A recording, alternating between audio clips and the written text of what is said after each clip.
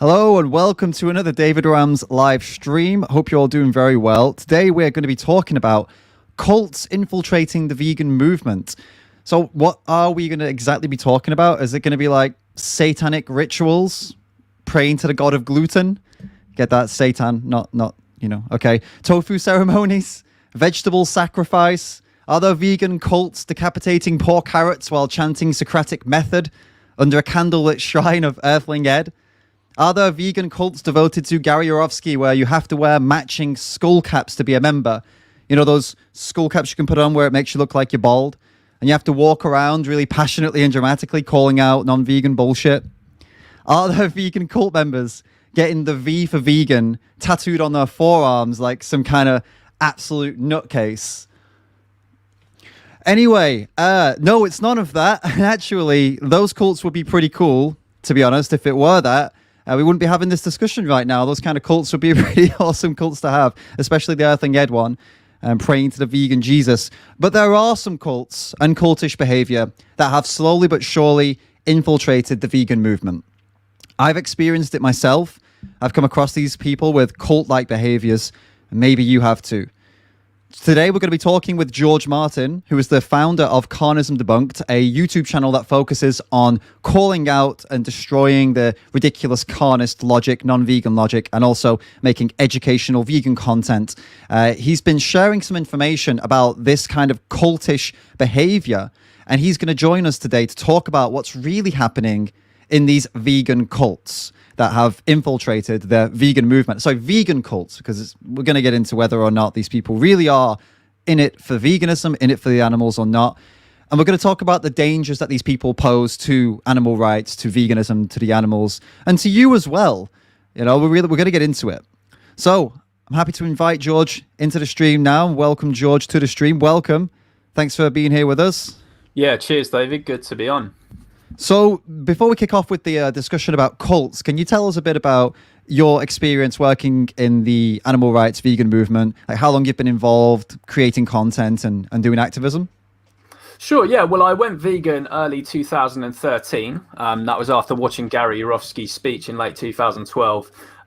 Been doing sort of mainly online activism and stuff since then. So a lot of I got, I guess, fairly well known in the animal rights movement just from doing these sort of thought-provoking statuses and stuff like that and building my website, carnismdebunked.com. That was set up in like 2017. And I've been doing a lot of street outreach stuff.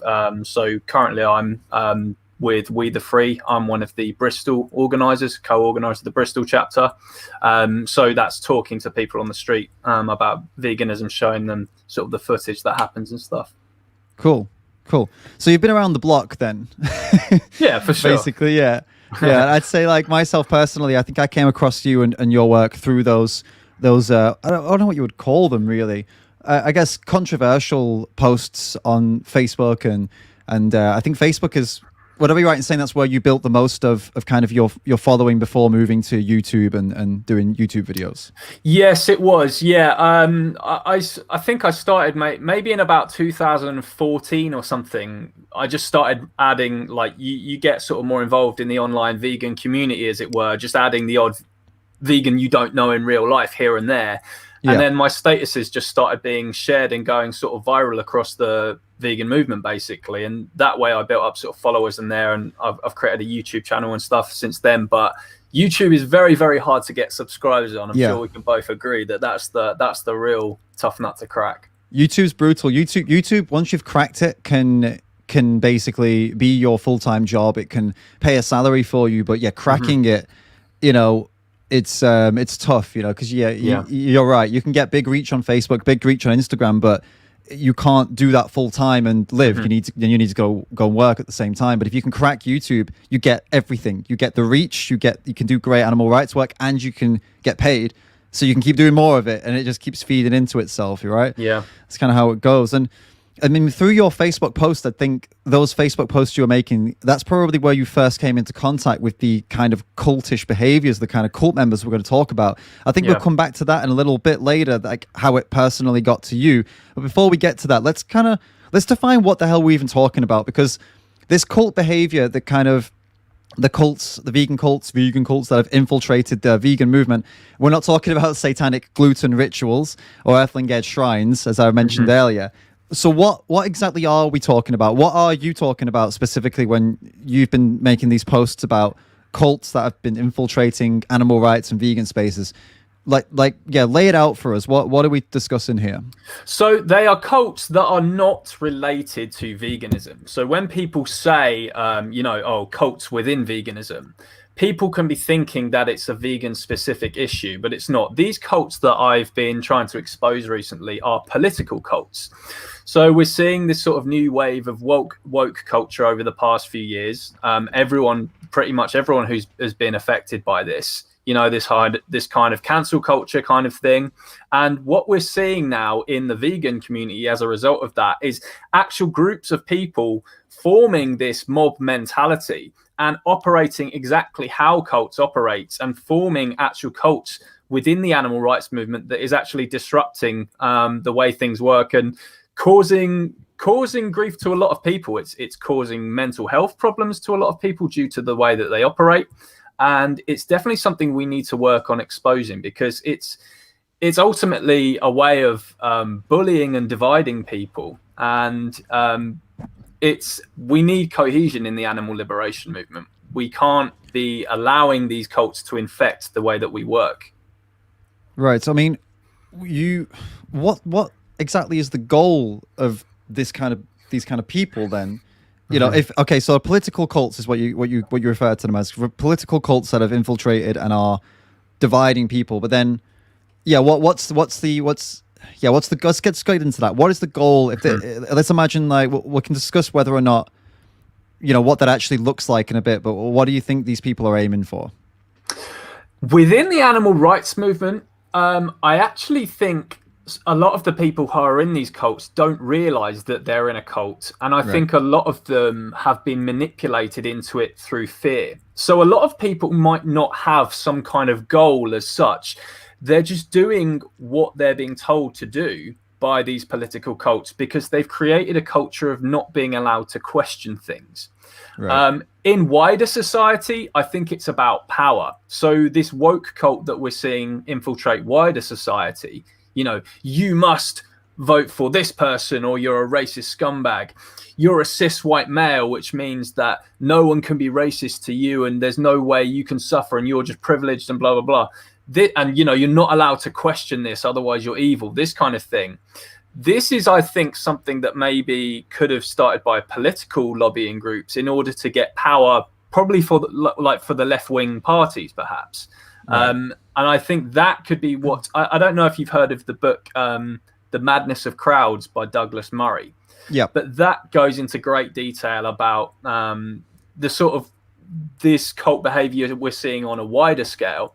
Yeah. And that's impacted the animal rights movement. But as I say, within the animal rights movement, I'm not sure if the people know what the goal is or if they even realize what exactly they're doing. I think people are just so easily manipulated. Right.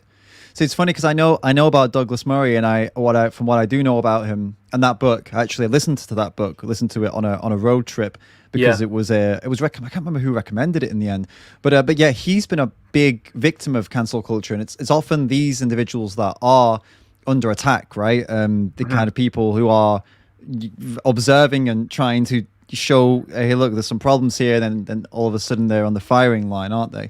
So I mean, so yeah, we know who the enemies are of these kinds of people, as you just said there. You defined a few kind of like, the cis white male and what they can and can't do. That's one of the enemies. And people like Douglas Murray, who is he's not straight, by the way, but he's still a cis white male. So even though he's got one of the tick boxes checked, he's still he's not saying the right things. So he's getting smashed as well. And so, but who are the heroes then? Because a cult should have a leader, or usually has a leader, right? So what are who are the leaders of this? Are they also vegans, or is this is it more of a I don't know, like a different, is there a hierarchy to this? Like, what's going on with that?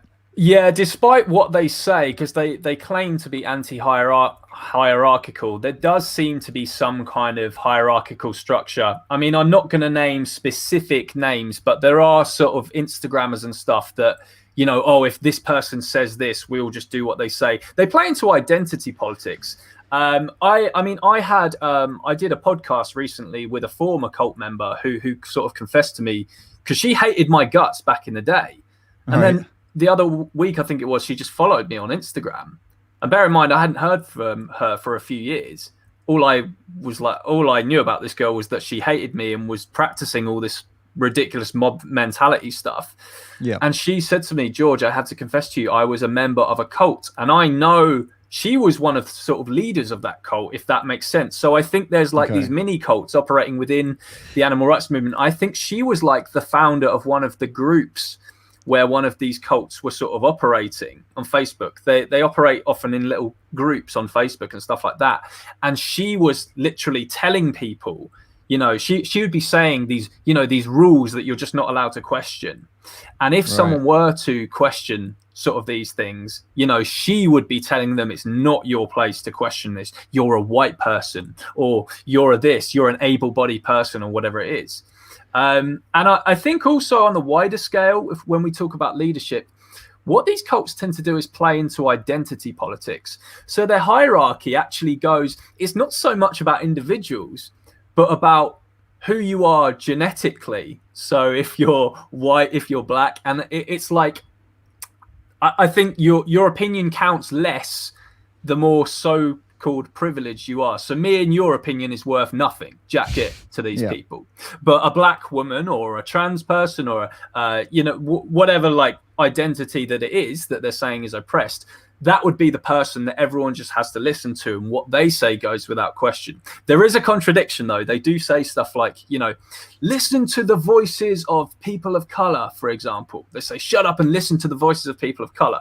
And then you say to them, okay, here is a black man who doesn't support BLM, or here is a black man who doesn't believe that systemic racism exists in Western countries. And then they'll go, oh, no, that person's just a sellout, or something like that. So there's a huge contradiction there that they practice. Right. And and how does this, so what does this look like within veganism then? Because like I think we're talking about some problems that are, I don't know, like these could be applied kind of generically as opposed to what we're seeing in society right now. But then specifically within veganism, how is it looking when it comes down to, I don't know, activists? Like where is it? How is it displaying itself? And how is it a problem for anyone in the chat? So say someone's in the chat right now who's like, I'm a vegan and I don't see how this affects me in any way. Like what should they be concerned about as a vegan? So, if we're talking about specifically veganism and doing animal rights work. Some people, and I have they must be very lucky, very fortunate, but haven't come across these people yet. And I don't know how it's not happened to them.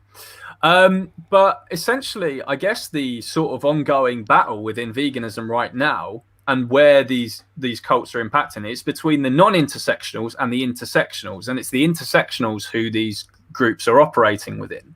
So I'm not going to say that every intersectional is in a cult, but many of them are.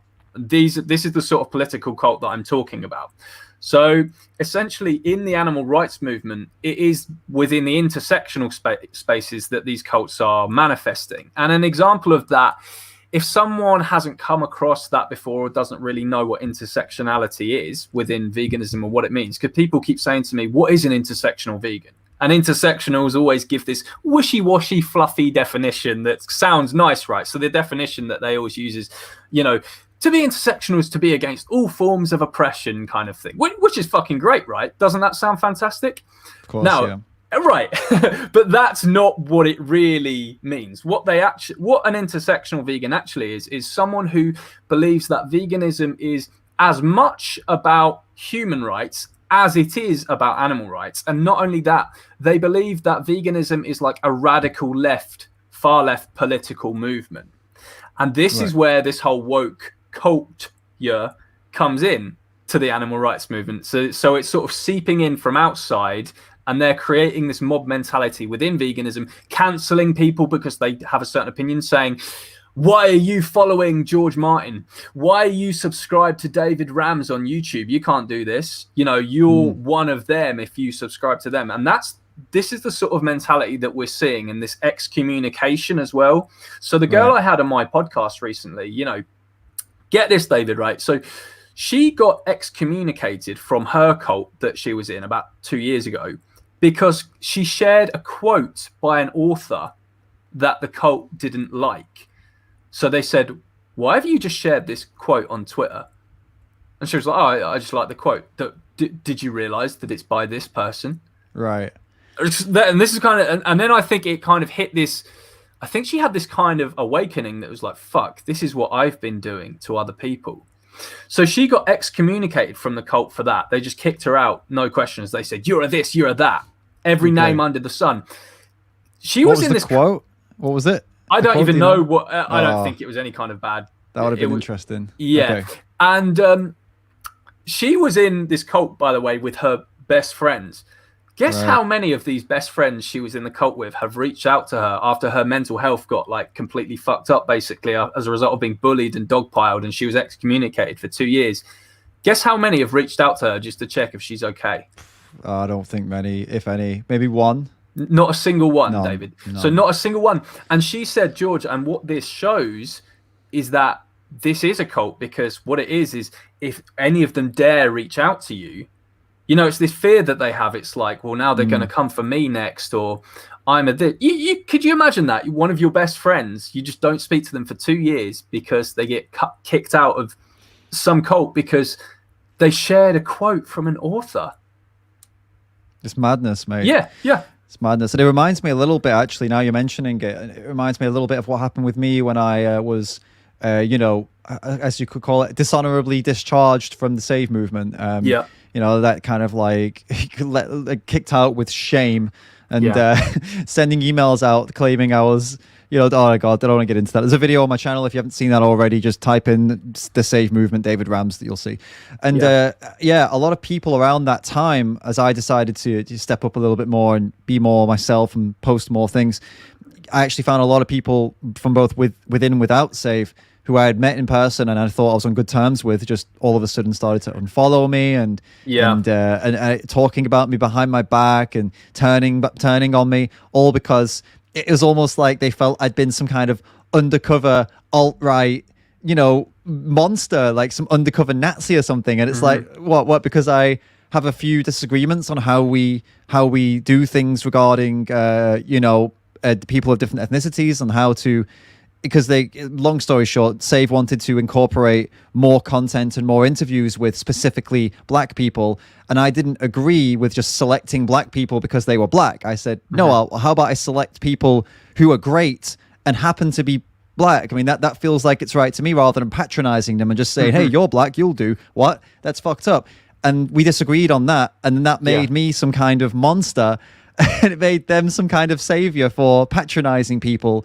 You know, and and I bet they called you the white savior. I bet they called you the white savior, even though they are, because they do these things to score points, basically, from people. They get this dopamine hit, thinking I'm some kind of ally to the oppressed and whatever it is. And just to show you how far this identity politics has taken place within these cults and how they operate. So, in this cult that this guest of mine was in. There was a black girl within the cult who was asking. She would ask specifically white fellow cult members, you know, just on Facebook and stuff. She'd just post a comment in the group. Hey, I'm going to the cinema tonight. Can any of you white people please send me some money and pay for my tickets? And this is the thing: the white cult members, they would just agree without questioning. Because it's bad to question, right? You're an evildoer. You're a racist if you dare question this. So if a person of color within the group says, "Can one of you white people pay for my new sofa, or pay for my cinema tickets, or pay for my trip, or whatever it is," they just did it. They was just like, "Yes, we will do this for you. Please give me your PayPal," and they just did it. Right. But this was separate from like animal rights. So this was a cult. An animal rights kind of thing, or not? Was this a completely separate thing, or what? So it was a group of vegan girls Okay. So you had you were vegan in the group, or to be honest, I'd imagine they prioritize human issues over animal rights because this is what they do. Okay, I get it. Yeah. But yeah, it was a cult operating within vegan spaces, and these are the things that we need to be looking out for and trying to spot the signs of. You know, if you have a white friend who's just told you that they've sent money to a black girl because they want to go on holiday or something, specifically because they're white, you need to sit down and talk to them and say, you've been financially exploited here, you've been manipulated. This is how cults operate. This is how they've operated throughout history.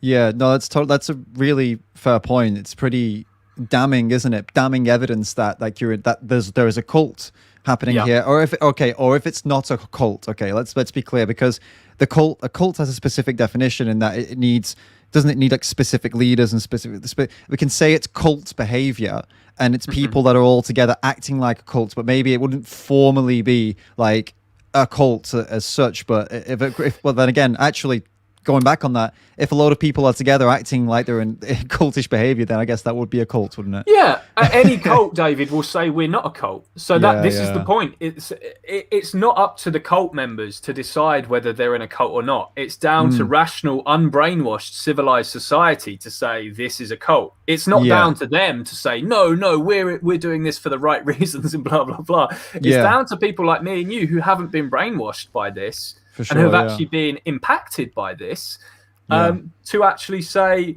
this is a cult that you're in, because they're never going to identify as that themselves.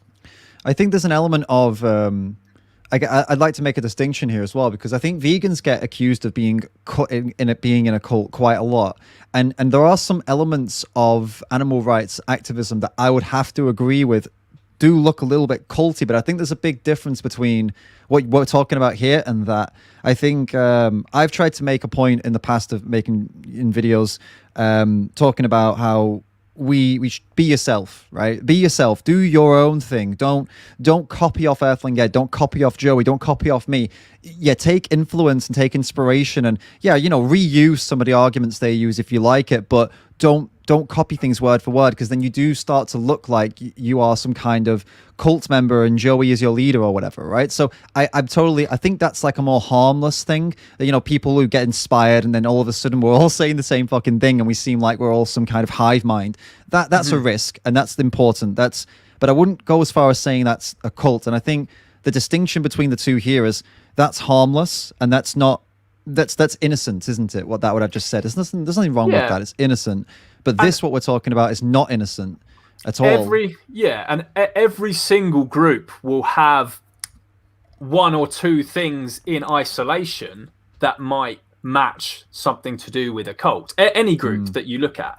But for it to be a cult, all the little things have to match up. And with these cults we're seeing infiltrating vegan spaces, all the things are matching up. We're even seeing these things like, people asking like to break up relationships with people. So what cults do is they say you're not allowed to associate with certain people. Joey Carbstrong has never said, he's never even said about non-vegans, cut off from your non-vegan friends and family or anything like that. These cults working within vegan spaces, the woke cult, political cults operating in vegan spaces, they are saying that. And they're practicing speciesist rhetoric as well.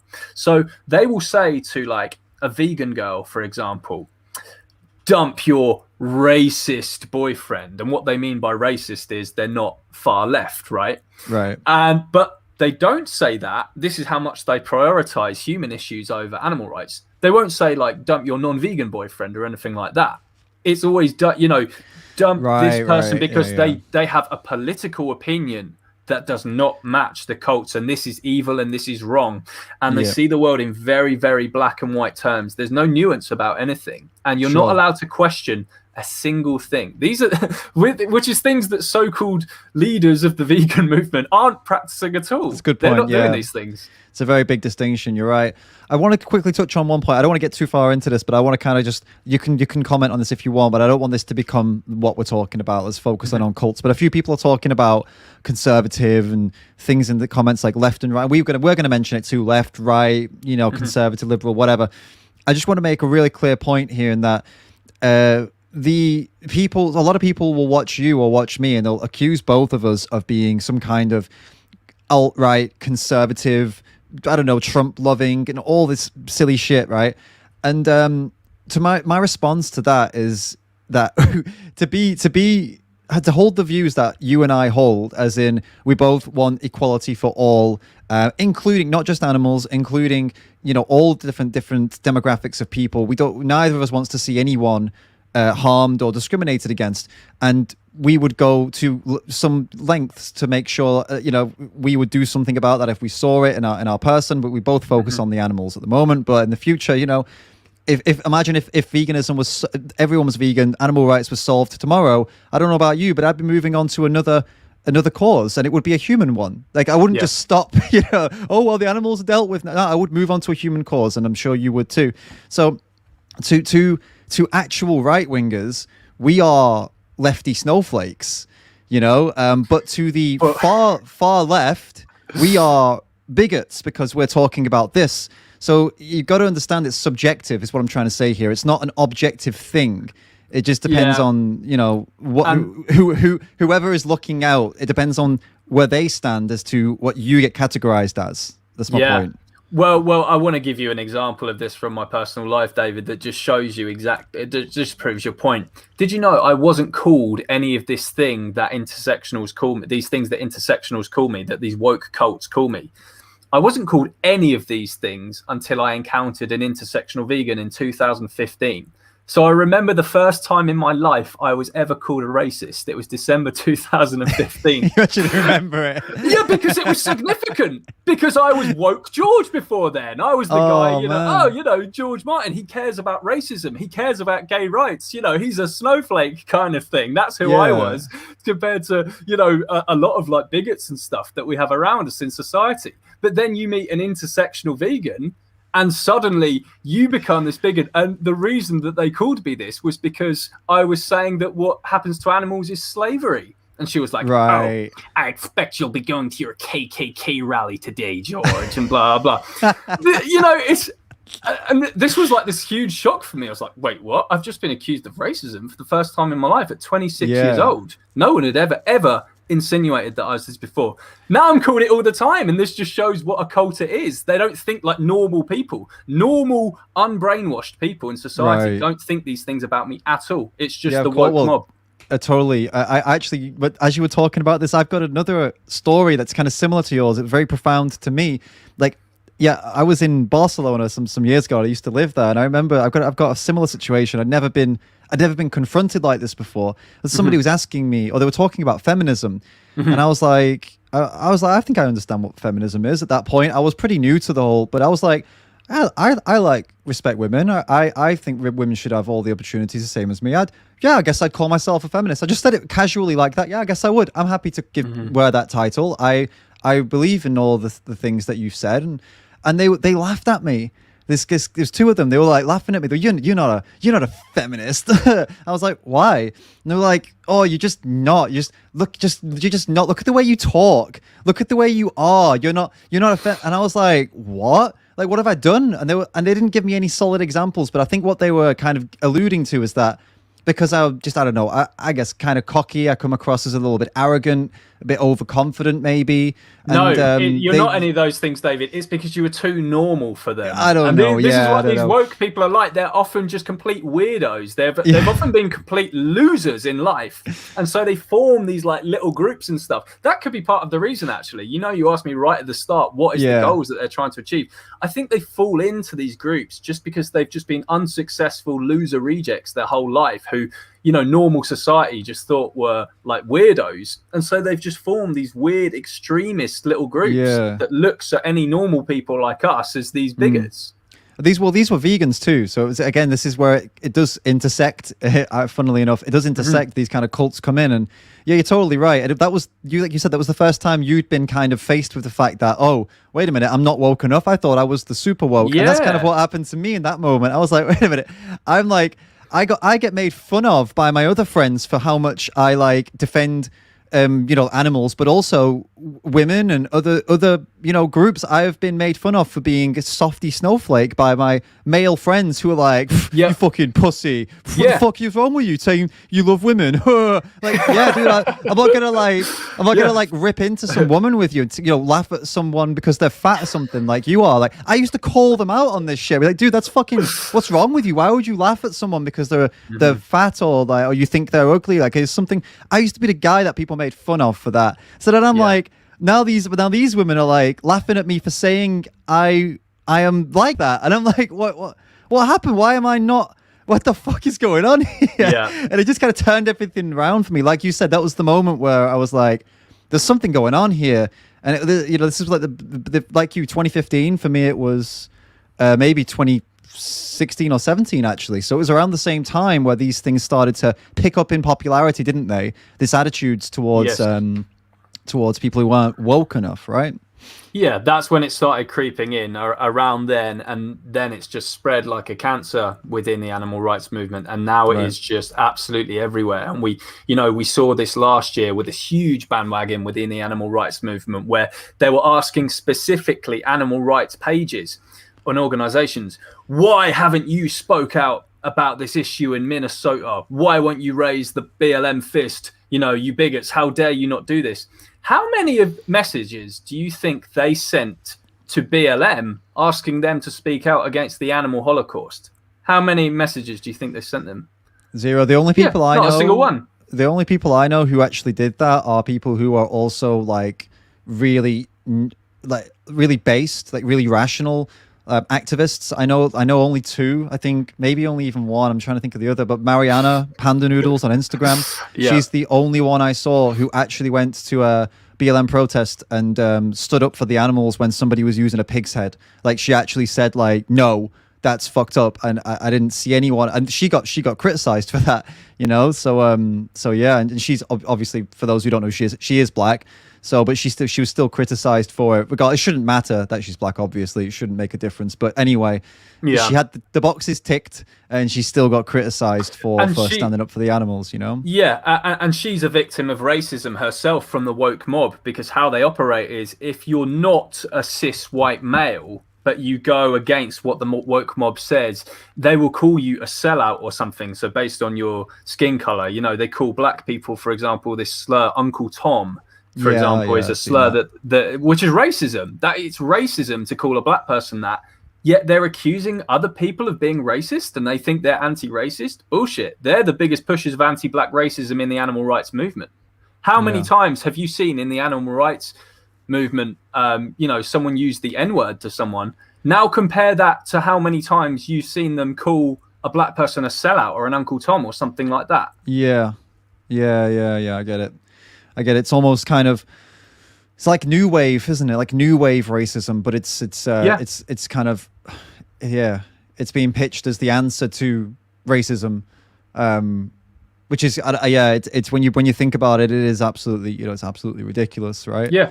I think I'll give a clear example. We've not really shown any screenshots or anything or like that or posts yet, but I have a pretty interesting example of who I would say, somewhat could be considered to be as part of this cult. It's one I showed you yesterday.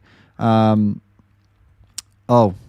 going on here? So I got a new laptop and I need to just sort out some permissions. But yeah, maybe you could describe it whilst I'm trying to sort of fix this. So the post that we saw yesterday, it was somebody making a comment about if the animals could talk, if you recall. Yeah. So do you want me to read it out? I could. I've got it on my Instagram. Maybe I've got it. Oh, see, I've got it. All right, let's take a look. Okay. Yeah. So this is an example of maybe, we can define whether or not this would be like some kind of cult member. If animals could talk to us, many white people wouldn't be vegan. Many white folks are vegan because animals don't have the ability to hold them accountable. The opportunity to practice saviorism without being corrected by the oppressed is at the core of white veganism. So breaking that down then, would you say that person is acting as we don't know apart from this post, obviously, but based on that, would you say this could be somebody who's involved in this cult? For sure. Yeah, this person absolutely is pushing this political cult behavior. Now, I haven't seen all of her other behaviors, but just that alone gives you a very good idea of the sort of mob that she's fallen into. And just breaking down her post, I mean, so for example, she specifically singles out white people there, which is a telling sign that someone is not thinking rationally. Because rational people have healthy opinions about every race. You know, there's some good people and there's some bad people of each race, and you don't put them into boxes. But if you're not thinking in a healthy, civilized manner, what you're doing is it's scientific racism that these people are advocating. So it's that white people think like this, black people think like this, brown people think like this. Oh, you said this. That's a white thing to say. Black people don't say these things. And you're seeing this, we see this quite often in vegan spaces as well from cults. What they do is they can actually mistake someone as being white because they have a certain opinion. So I have so many friends in the animal rights movement who aren't white, but who have been mistaken as white by this woke mob because they had an opinion that went against what the cult is pushing. So this is one example, but just going into more about just how erroneous this post is that she's said. I mean, for a start, since when have white people needed the oppressed group to be able to talk in their language in order to give them rights? I mean, does she assume that gay people can't talk? Did she forget that white majority countries are the most progressive countries in the world? LGBT rights and all this stuff? So number one, she's completely ignored that, which is homophobic and racist and sexist for a start. Number two, she's practicing saviorism here that the intersectionals often talk about, because the intersectionals often condemn the organization name Anonymous for the Voiceless, for example. They say, this is saviorism. Animals can talk, but we're just not listening to them. She just starts off her post alluding to the idea that animals can't talk. Yeah, we're seeing them all because, again, identity politics. This is a black woman. You have to listen to her. So they're all just sharing it, praising it. Yeah. Not a single intersectional has condemned that post because of her identity. If that was me who posted that, if animals could talk to us, the intersectionals would be all over me. If I posted just that little first bit up to the comma, they'll be saying George Martin is practicing saviorism. He just said that animals can't talk. You know, Soytheist Aditya is guys, go and check out Soytheist. He's an Indian YouTuber. He made a comment on this yesterday. It was removed instantly. You know, so that's you know, make sure you know, what do they say? In their words, I don't believe the word POC is. I think it's disgusting thing to say POC. Just saying colored person, but differently. Basically, I think I don't like that at all. I don't like it. But you know, anyway. Aditya would be considered an ethnic minority or ethnic majority or whatever. He's not white. That's the long and bottom of what I'm saying here. Mm-hmm. But his voice, you know, if he says the wrong thing, he still gets silenced. And the thing I love about this, the best thing I love about this, is that the message that it gives is there. But there's another message here. If you read between the lines, what it's saying is, if animals could tell us about what they're going through, if they could tell us, it's specifically in English or whatever language you speak, what they're going through, then white people would stab them in the throat. It's like white vegans specifically. So me and you, George, if they could actually tell us, like, hey, George, David, you know, everything you've been doing is great. I am really hurting, and I've been through hell, and so have my family and all my friends. You know, yeah, and imagine if they did hold us accountable. They say, hey, listen, some of the work you've been doing, I appreciate the efforts, but I don't know, some of it I don't really like. I'd appreciate if you could change a bit. We'd be like, yeah, fuck you, getting stabbed in the throat for that. No, mm-hmm. You know, it's just an insane thing to even, let's assume that she's right. You know, let's assume she's right, and they would hold us. They would say we don't want to be represented like that, and we said, you know, we were on the firing line from the animals. Imagine that she's right, and this is how it went. The idea that we would just fucking kill them because of it. What is wrong with you, Zipporah? It's a disgrace. Fuck me. Yeah, and two things I want to mention here. Oh God. So number one, you would get absolutely cancelled if you wrote that about any other demographic except white males or white people, whatever. If you mentioned that against any other demographic, your ass would be cancelled. Number two, what is she on about saying that the non-intersectionals, the quote-unquote white vegans, because she groups obviously non-intersectionals in with whiteness, this is the scientific racism at play again. What's she talking about animals holding us accountable? Sorry, but we, the non-intersectionals, are the ones saying what the animals would, I can say with great certainty, that pigs and cows and chickens and sheep, they would want us to call this the animal holocaust. They would want to call this slavery. If animals could hear intersectionals say, the animal, you shouldn't be using these terms to describe animal oppression, the animals would tell them to get fucked. Yeah. Could you actually imagine an animal, like, you know, any of the animals, let's say a pig, just for argument's sake, a pig, like, there's learn how to speak English, because that's not completely, you know, with modern technology, who knows, right? Who knows, we could get a pig that puts something on their head and they can communicate in English or whatever language again. And they come over to us and we said, hey, you know, what could you, the madness the place you have to be in, the insane place you'd have to be in to imagine that pig would say, hey, listen, calling it a Holocaust is offensive to other humans who suffered Holocausts in history. In fact, no, not other humans. Just the one group that I care about as a pig is the Jewish. That's it. No one else has ever suffered a Holocaust apart from them. So you need to stop saying that, first of all. Slavery, again, only one group in human history has ever experienced slavery, and that is black people from Africa, specifically. No one else in human history has ever been through slavery. Therefore, again, please don't call what's happening to me and my pig friends slavery. No, you have to be out of your fucking minds to imagine that that's what an animal would say if they could speak in a language we could fully understand. You have to be out of your fucking mind. They would be saying exactly what you said. They would say, you guys are all saying that stuff, fuck you, and you guys that are telling it how it is, please continue telling it how it is, because we are in this and it is like that. They're not going to say, oh, it's not as bad as you think, guys. Don't call it a Holocaust. Yeah, we need to correct this. Not how it's going to be. What she should be saying is, if animals could talk to us, many intersectionals wouldn't be vegan, because a lot of intersectionals are just vegan as a way of, well, they just did it to be consistent, because they were just like, oh, I'm against these forms of oppression. Oh, I guess I better start eating plants because, like, oh, animals are oppressed, apparently. That's why most of their hearts aren't in it for the animals. That's why they just try and take over every animal post and turn it into a human issue, because they are speciesists. They see animals as far below humans, and that's why they try to infect the movement the way they do and turn it into a human rights issue. But how was it then? I mean, how has it got to this point where, right? So intersectionality as a theory, like, I've made videos about this before, whereas, like, as a theory, as a legal theory, which is what it was coined for, like, it was coined for the legal system in America.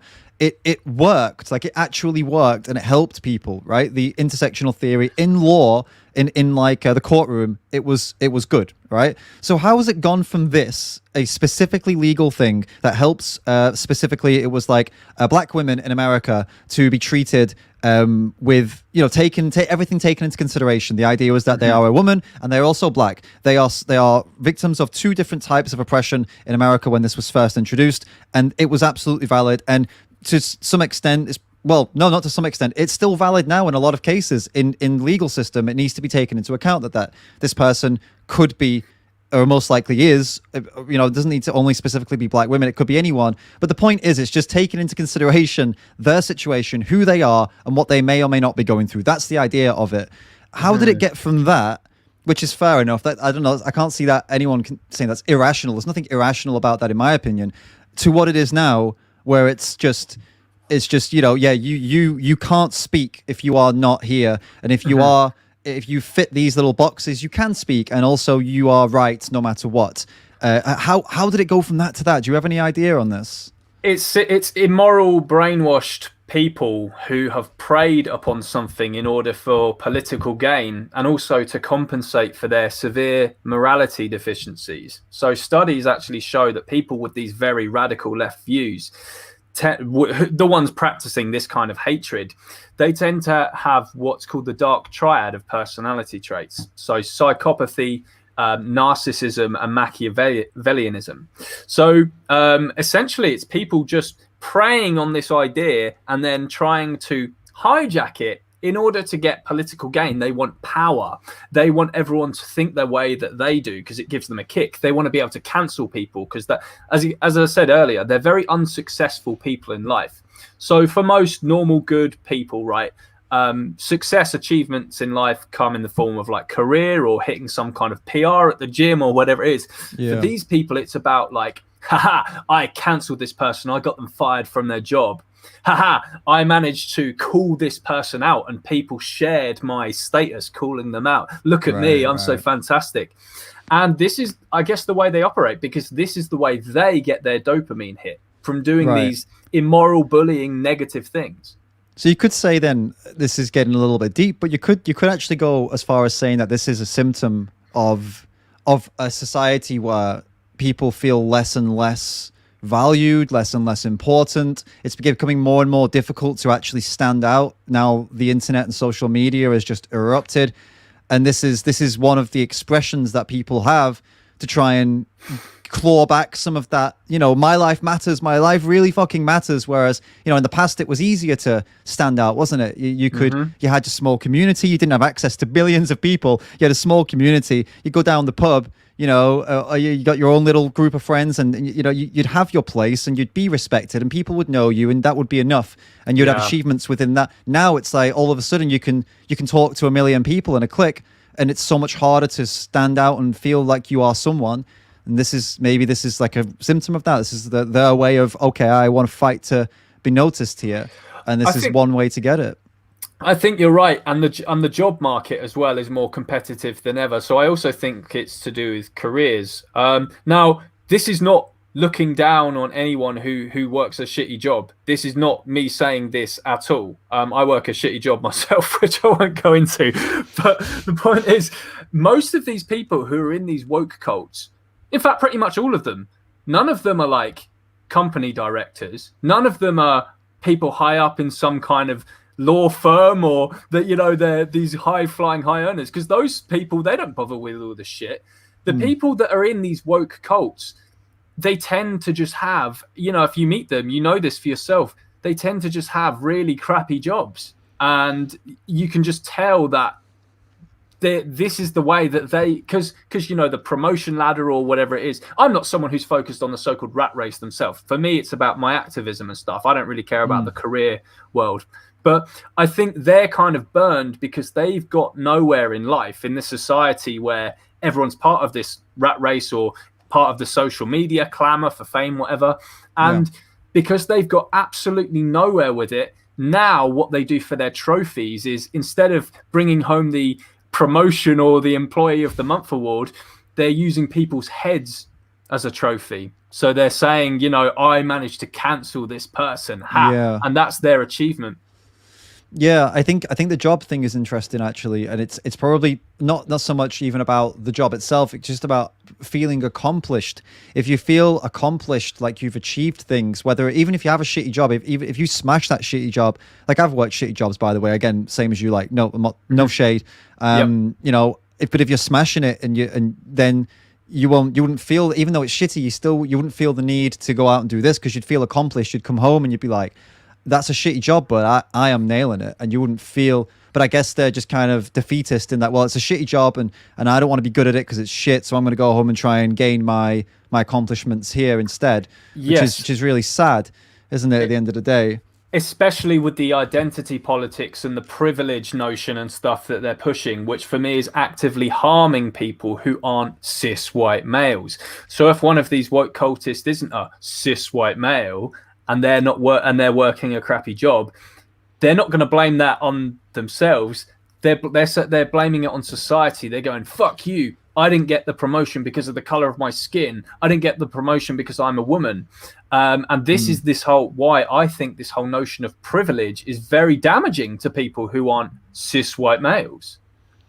Right, yeah, because I know what you're mentioning here. It's kind of like the idea that it's like the defeatist attitude of, I can't do it because of who I am, even though that may not necessarily be true, but it may be true in some circumstances for sure, but it also may not be true. But the point is, they don't find out because they don't roll the dice, because they've already accepted defeat, right? Yeah. We all roll the dice when we go to a job application, no matter what color or creed we are, but some people are being convinced to not even bother because of what color or creed they are.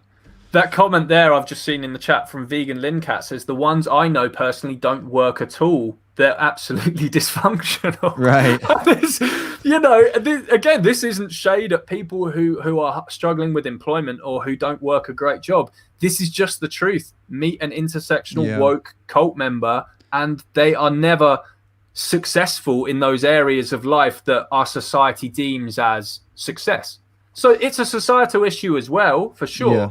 But they shouldn't have that shitty attitude and take it out on others. Just 'cause, Oh, for sure. There's no excuse. Yeah, just as explaining where it may or may not come from doesn't excuse them doing it. And actually, there's another point here that there's another angle that some of these individuals take. I don't refer to them as intersectionals in a whole. We know that. I think we have a disagreement there, but it's not. I mean, it's just what's the terminology disagreement? Semantics, yeah. Yeah, semantics. I don't like to call it intersectionals because I do know intersectional vegans who are nothing like that. And then you would say, well, they're not intersectional then by the definition that kind of most intersectionals put forward. But fortunately, there are some level-headed, rational people who are fighting for the true meaning of it, which I've met a few of, and I respect, and they respect me, and there's none of this cancel shit. They're actually really upset about the cancel stuff. Kind of like also there's some people within the trans movement, within women's rights movement, within the black rights movements that are sensible voices that are coming up and saying, hey, there's a lot going on right now. There's a lot of cancel culture. There's a lot of shaming. Yeah. This is not what the core of what we're doing is about, but unfortunately, they're the biggest, loudest voices and the most popular, and the ones that are being backed by all the major big social media giants, with millions of followers.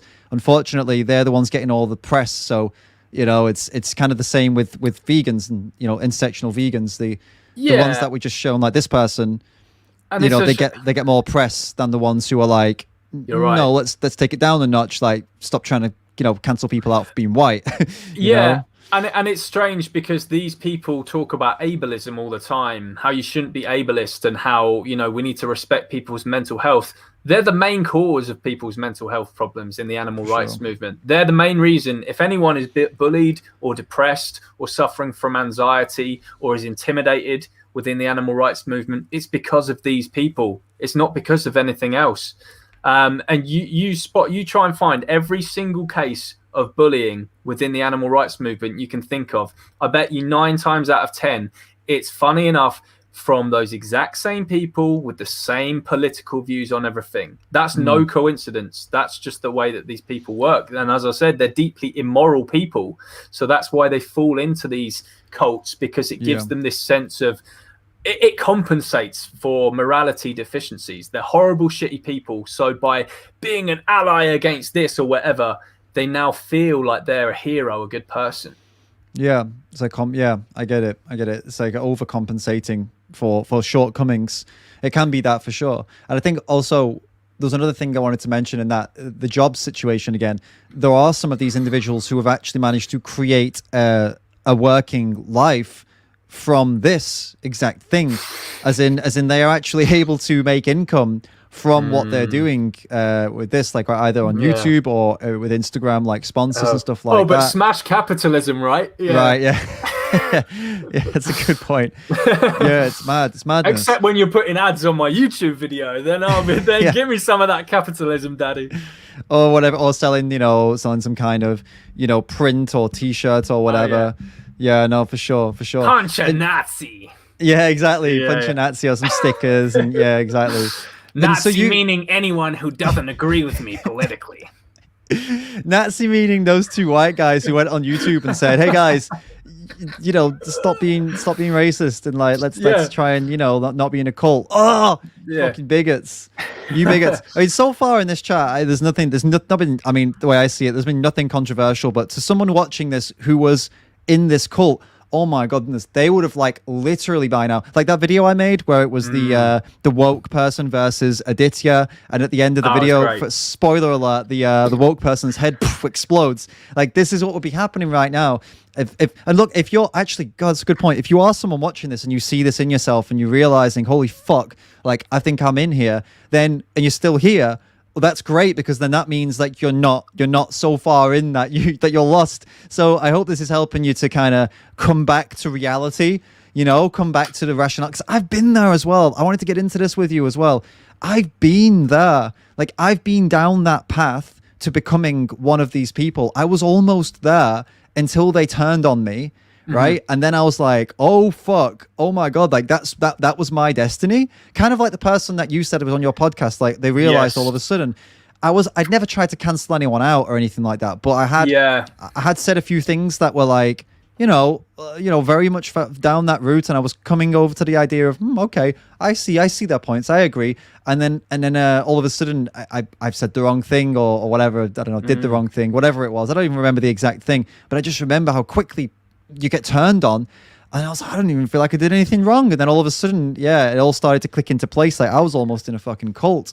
Well, this is probably the only way to shake these people awake from the cult, because once someone's in a cult, it's extremely hard to get them out of the cult, because obviously the cult has manipulated them into thinking that only what they're doing is the right thing and all the outsiders are evil scumbags, right?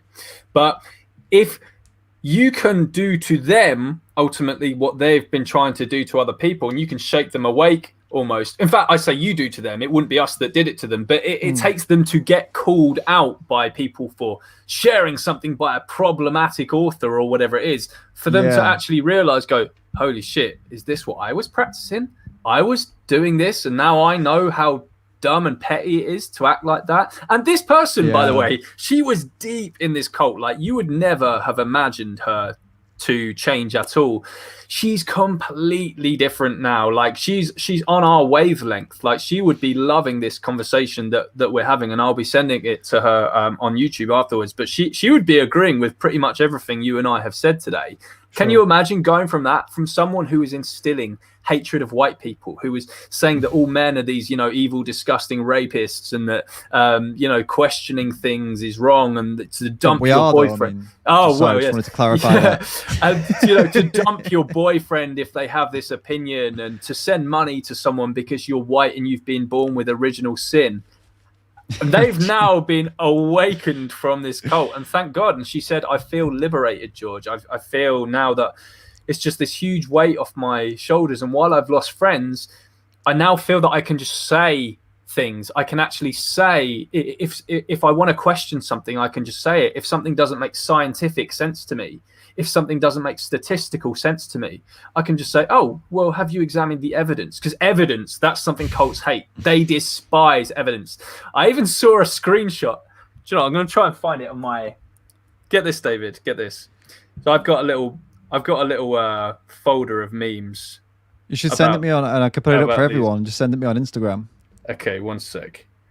All right, okay, this is an absolute gem. Whilst we're doing that, just want to say thank you to Kaizen for the super sticker. Thank you so much for your support. And anybody who does want to get some questions answered, if you want your question to be guaranteed to be answered by myself and George, you've got to use the super chat or Streamlabs. I highly recommend you use Streamlabs, though. The link in the pinned comment and also the link in the description is right there, streamlabs.com/David Rams. Reason being, they take a very, very small cut of your contribution, and I get the rest, which is good. YouTube takes a bigger one, so I'd much rather you did Streamlabs if you can. So yeah, thank you. I've sent you that on Instagram. Put that bad boy on the screen. Get this. All right, let's have a look. Now this is just goes to show what I was saying. All right, popping it up now. Where is it? Okay. Oh, is it up? No. Here we go. Okay. Evidence is a white cis male invention which enables them to always be right. Evidence doesn't mean shit in the real world. Jesus. Oh, do you know what's the worst is that I've not seen this specific one, but I've seen similar ones. So it's insane that there's more than one person who's saying this shit. Is that just one person? There are more. Can you even believe that? Oh my God. Like how much does your brain have to be absolutely infected to actually say that? To say that evidence is a white cis male invention? And do you know what it sounds like? It's oh my God. At this point, it is literally like we're talking about, the cult of woke, but it's also like the church of woke. I think Sam Harris said that. The church of woke, it becomes almost like a religious thing because that is how religion operated. They literally, science is the work of the atheist devils. Like they held science back for hundreds of years.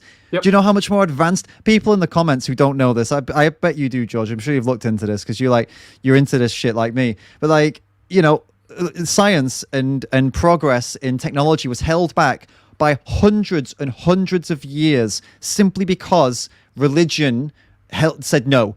No. You're proving things that God did. You're proving God didn't do them. You would be killed for a scientific theory for a long time. So then you see this and you're like, that looks strangely familiar to 100%. What organized religion did to science in the West. No, I think it was the West. I think it was Christianity, basically. I don't think other countries' religions were so as bad as this. But Christianity in the West was horrendous with what they did with scientists and stuff. Absolutely. And this is exactly how they're operating now. If you dare, even if something they say is complete nonsense and doesn't make biological, statistical sense, anything like that, if they say it's complete, absolute nonsense and you have outright evidence that disproves it, even from world-leading scientists or statisticians or whatever, you're just a white cis male evildoer who's, You're still a bigot. Yeah. You're still a bigot. That's all you are. And specifically in veganism as well. I mean, that might not, again, I want to keep tracing it back because people might be thinking, well, what the fuck does that have to do with veganism? That has a lot to do with veganism because, the people that are in these woke movements, woke cults, Church of Woke, they are very, very prevalent within animal rights and vegan spaces. And this is the kind of shit that they're passing around. Yep. So, it gets to the point where, like evidence doesn't matter to them. In a perfect example would be animal holocaust. One more time. There is a literal paper that I've cited in some discussions. I've given up with the full hardcore, like the ideologue intersectional crowd. I don't bother debates or discussions with them. But I've had people ask me, what evidence do you have, or how can you explain that it's okay to call it a Holocaust? I referenced this paper by David Steibel, who was the son of a Holocaust survivor. He wrote an entire paper. He's written multiple papers on the comparison and why it's valid. If you've got the spare time and you actually give a shit about the topic, I highly recommend you read it.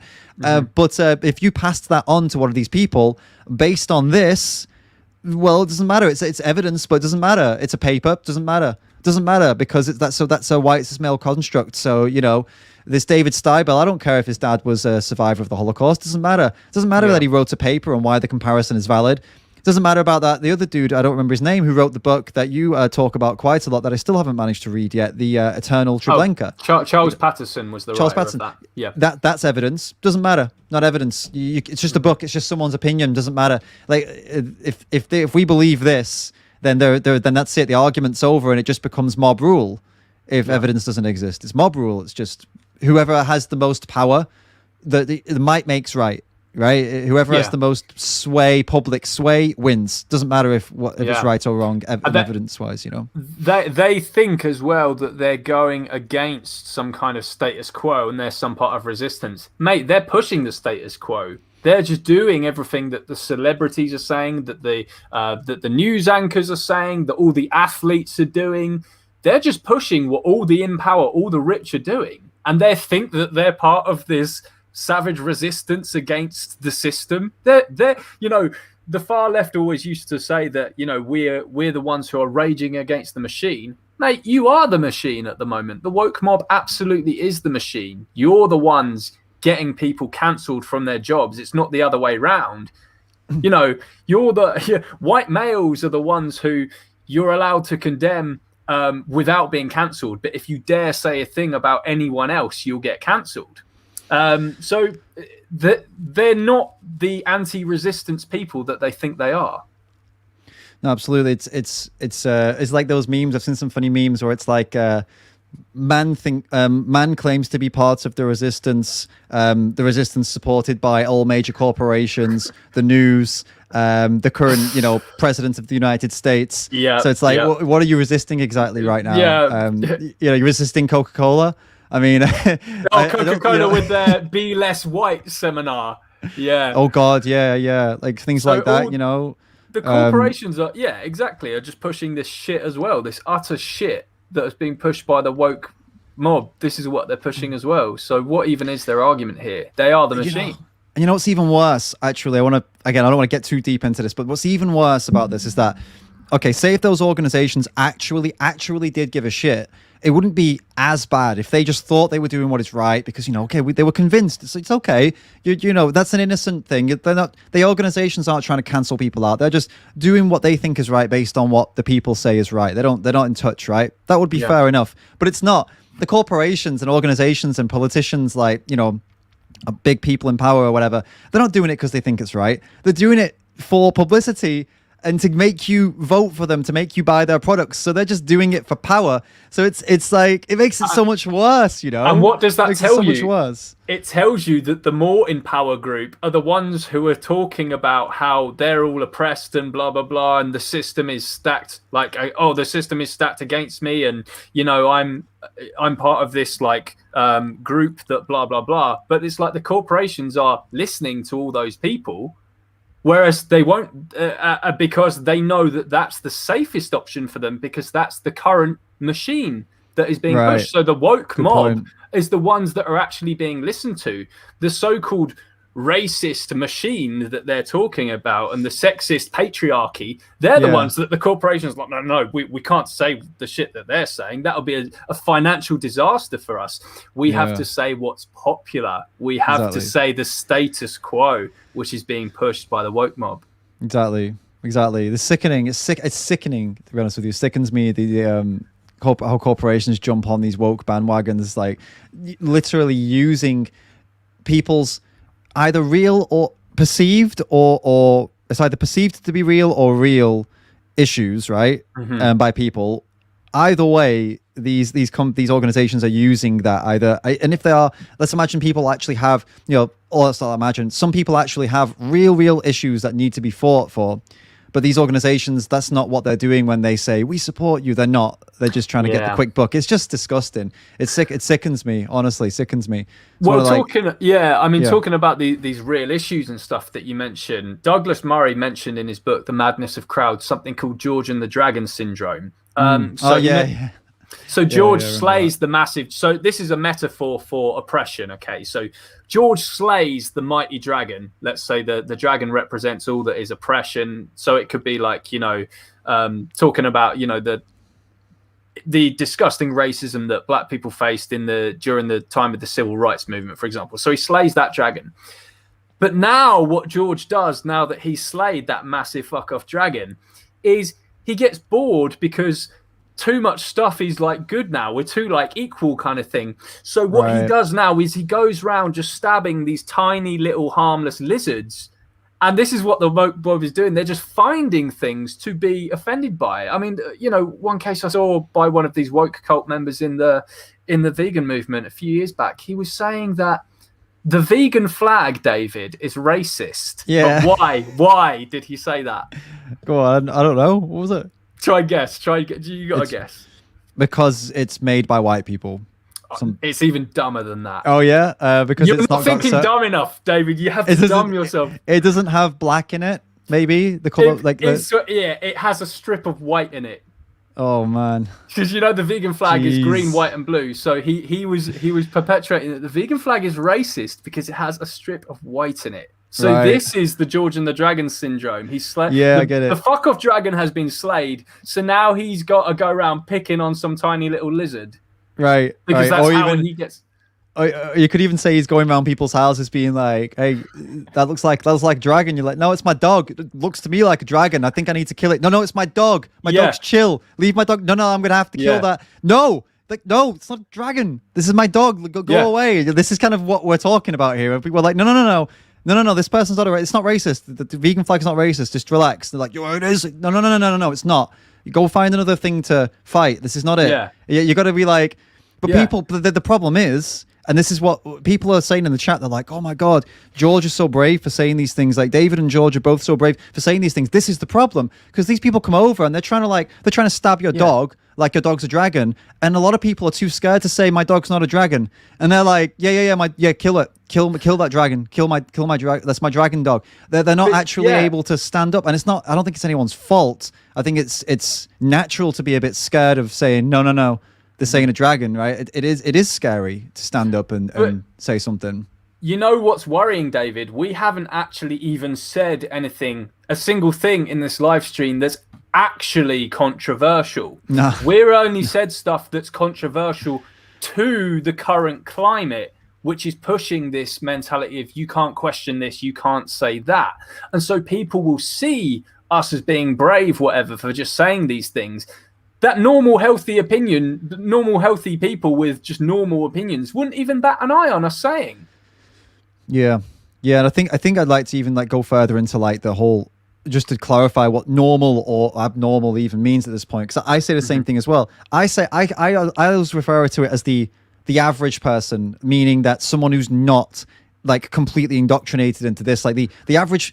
When I make content, and this is for everyone here, like it's kind of like a, I hope you take this message, and I think George, you already tried to do this as well as I'm trying to do this. It's very easy for us to fall into a bad place where we start making content that's specifically for vegans, and instead of making content that could be applicable for like, okay, let me rephrase that. When making content specifically for vegans, it's okay to use terminology that vegans would only get. But then sometimes we apply that terminology to the average person, and the average person's going to look at you like you're some kind of freak, right?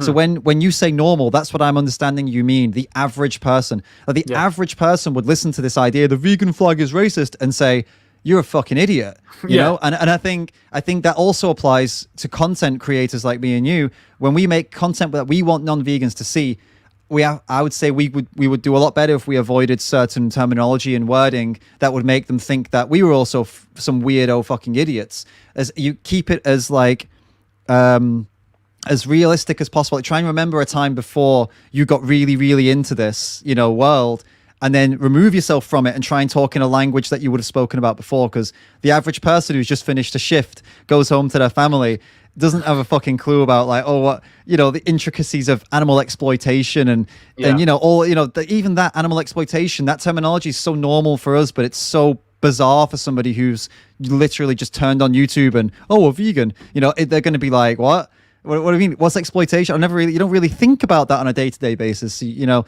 Anyway, my point is yeah, these average people that you know, that aren't into this, they think that shit is ridiculous. They think woke shit is ridiculous, but they may also think that rational vegan shit is ridiculous simply because we all fucking sound the same. Have you ever considered that? We all use the same terminology and language, woke or not. We are all saying the same shit, same language, except they're using it to cancel and we're using it to make, you know, content. So I think that could be a way that we can distinguish ourselves, as well as to start speaking in a more average way, like, you know, not like such a politically charged language like exploitation and stuff like that, you know? What do you think of that? Exploitation is fine. I don't think that's maybe the best example, but I know what you're getting at. I would die on that hill. I first heard the word exploitation when I started vegan activism. Before then, I'd never heard it. I'd never heard it in a regular day-to-day basis ever. Like, I knew what it meant, but it wasn't language that I would ever use. Then since becoming an activist, every fucking day, every day it's on my table. So that I think, well, I don't want to put that in a video loads and loads and loads, because there's somebody who doesn't use that language, they're not going to click with me, because they're going to be like, what's he on about? Why is he using that word? I just what is it even, what, you know, just explain what it is, you know. But anyway, I would die on that hill. Yeah, I know what you're getting at, because there are some examples you can find from the wokals online of them just saying stuff that literally it's like you'd need a fucking dictionary to understand what they're saying. They've like wrote this tweet on Twitter that they think people are it's pseudo-intellectual bullshit, and they're just talking about, we must destroy the kyriarchal hegemonous cis white male, blah blah blah. Again, most, you know, let's say normal people are going to have to get a dictionary out to pick out any words from that and to pick out any sense from it. Yeah, definitely, and that, I think sometimes we can share that. We can end up sharing this language, not that deep, but like, I think from time to time. Right, so for somebody who is not on the outside, they'll look at us all and think we're all the same. That's the thing I've been trying to really avoid, and try and really, like, in my channel, try and make it very clear that we are very separate. That's why now I'm being myself. I swear a lot.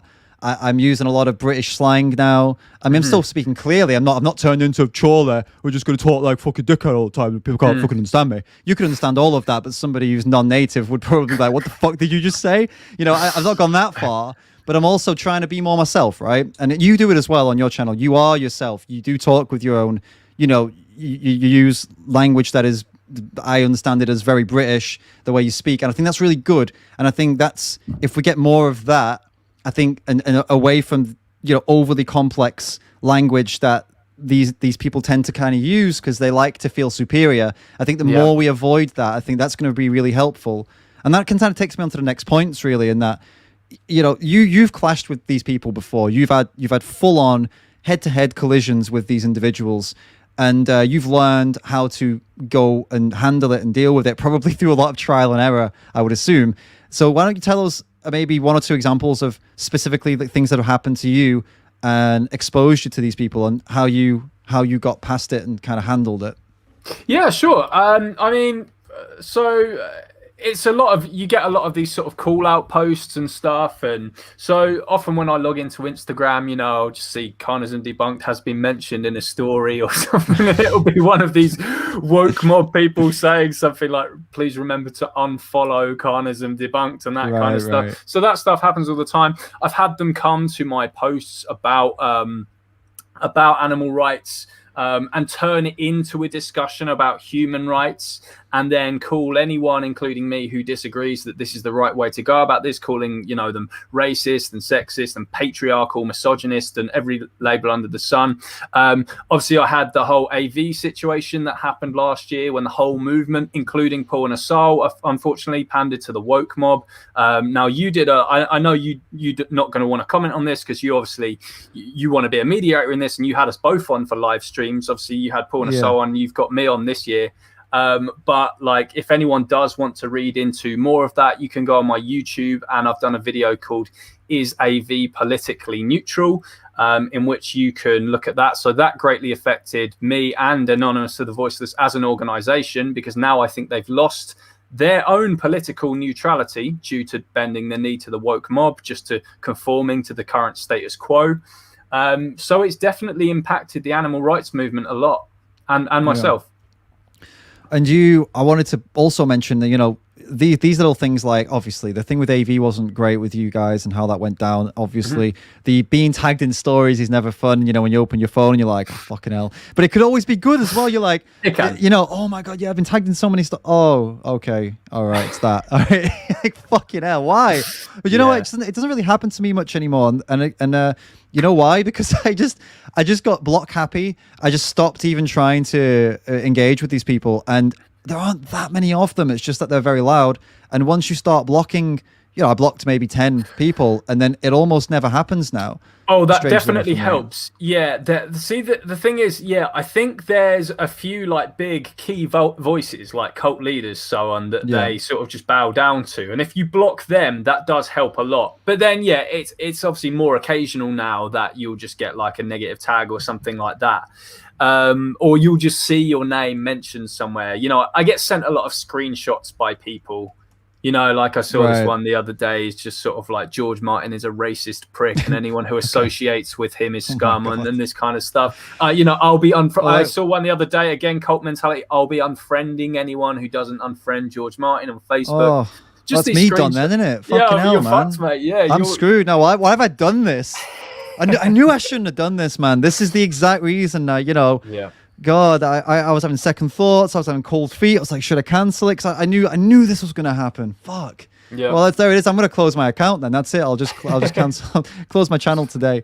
But the real shit that I wanted to also mention about you, which I guess you kind of want to forget about it, but for other people, it's worth them knowing about this stuff. The worst shit I saw against you at the height of your fame in these cancel circles was when they changed your name, swapped the letters around of your name, so they were calling you Morge, and they were making cartoons about you.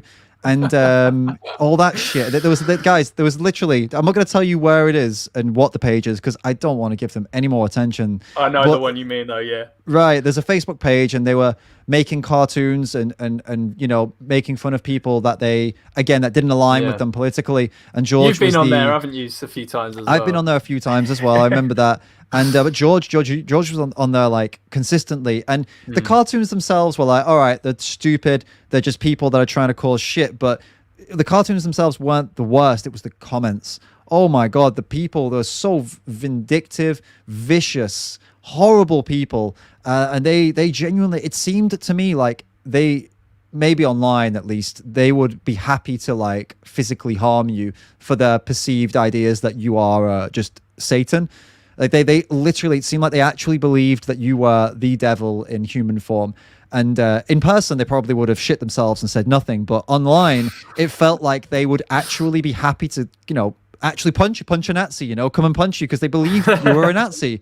They genuinely believed it. And it's just, it got to us extreme levels at one point. I don't know if it's that bad now. Maybe you can clarify. Is it still like to that level, or is it calmed down now? I think, yeah, that page, since I outed the woman who was, I think, the main ringleader of that page, it has calmed down a little bit. So there was some good detective work there from my friends and followers on Facebook, because I think it was about 2 years ago. I said I'm going to out whoever runs that page, right, and we managed to get one of their names. So I outed them publicly on Facebook, and then she started playing the victim, and everyone was swarming to her. We're so sorry, how it must feel so horrible, but yeah, fucking right, I bet it does, doesn't it? And it's a standard thing to go for, the play the victim, when you get turned on. And I think I've only been mentioned since then probably 4 or 5 times on the page. Okay. So, instead of the every week that it was. Instead of it like consistently, that is it. Fucking else. And then that, how did that impact you? Because I mean, you're laughing about it now, and that's good. But like, around the time it was happening, and what was going through your mind? Were you always just kind of like, well, water off a duck's back, or did it get to you at any point where you were like, what, this is too far? I think it's kind of a bit in between. I would rather deal without it. I would much rather be without this bullshit. But at the same time, I know that I'm doing my job as an effective activist if I'm getting called out by these idiots. Because it shows that you're putting yourself out there and you're saying the things that go against the regime that they're running.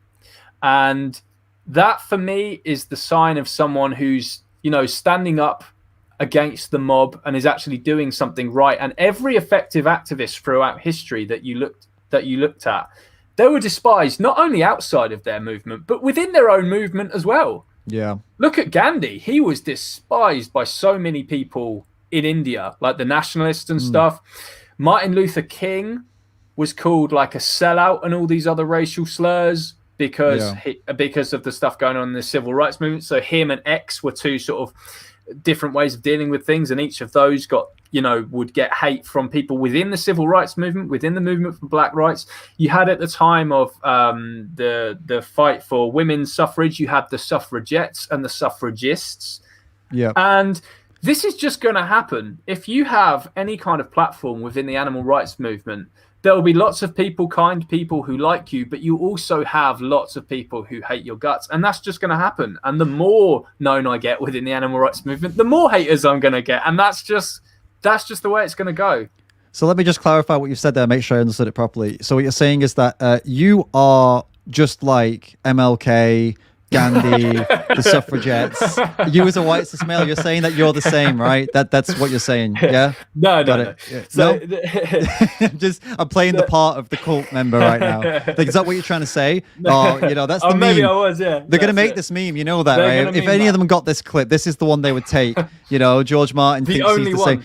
They did it to Joey as well, They did that to, well, then again, actually, wait.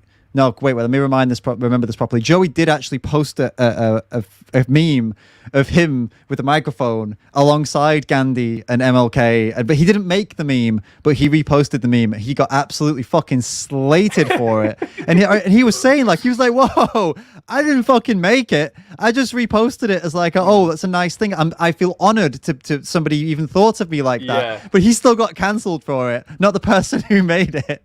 Not that anyone needed to get cancelled, but anyway. That's what they will be accusing you of now. That's my point. Like, oh, did you just compare yourself to the suffragettes as a white cis male? Yeah. No, we didn't. You compared animal rights activism to those different types of activism. Activism in general, it's always going to piss people off, right? Yeah, that's the point. If it doesn't, you're not doing it right. Yeah. That's basically what you said, right? I'm just playing the devil's advocate there. So did you ever at any point throughout all of this, have you ever considered fuck this, I'm not going to do it publicly anymore, or I'm going to just go and do maybe street outreach, or I'm going to do something different? Or were you always sure of yourself, nah, fuck these people, I'm just going to keep going, doing what I'm doing? So, as a certain Gandhi said,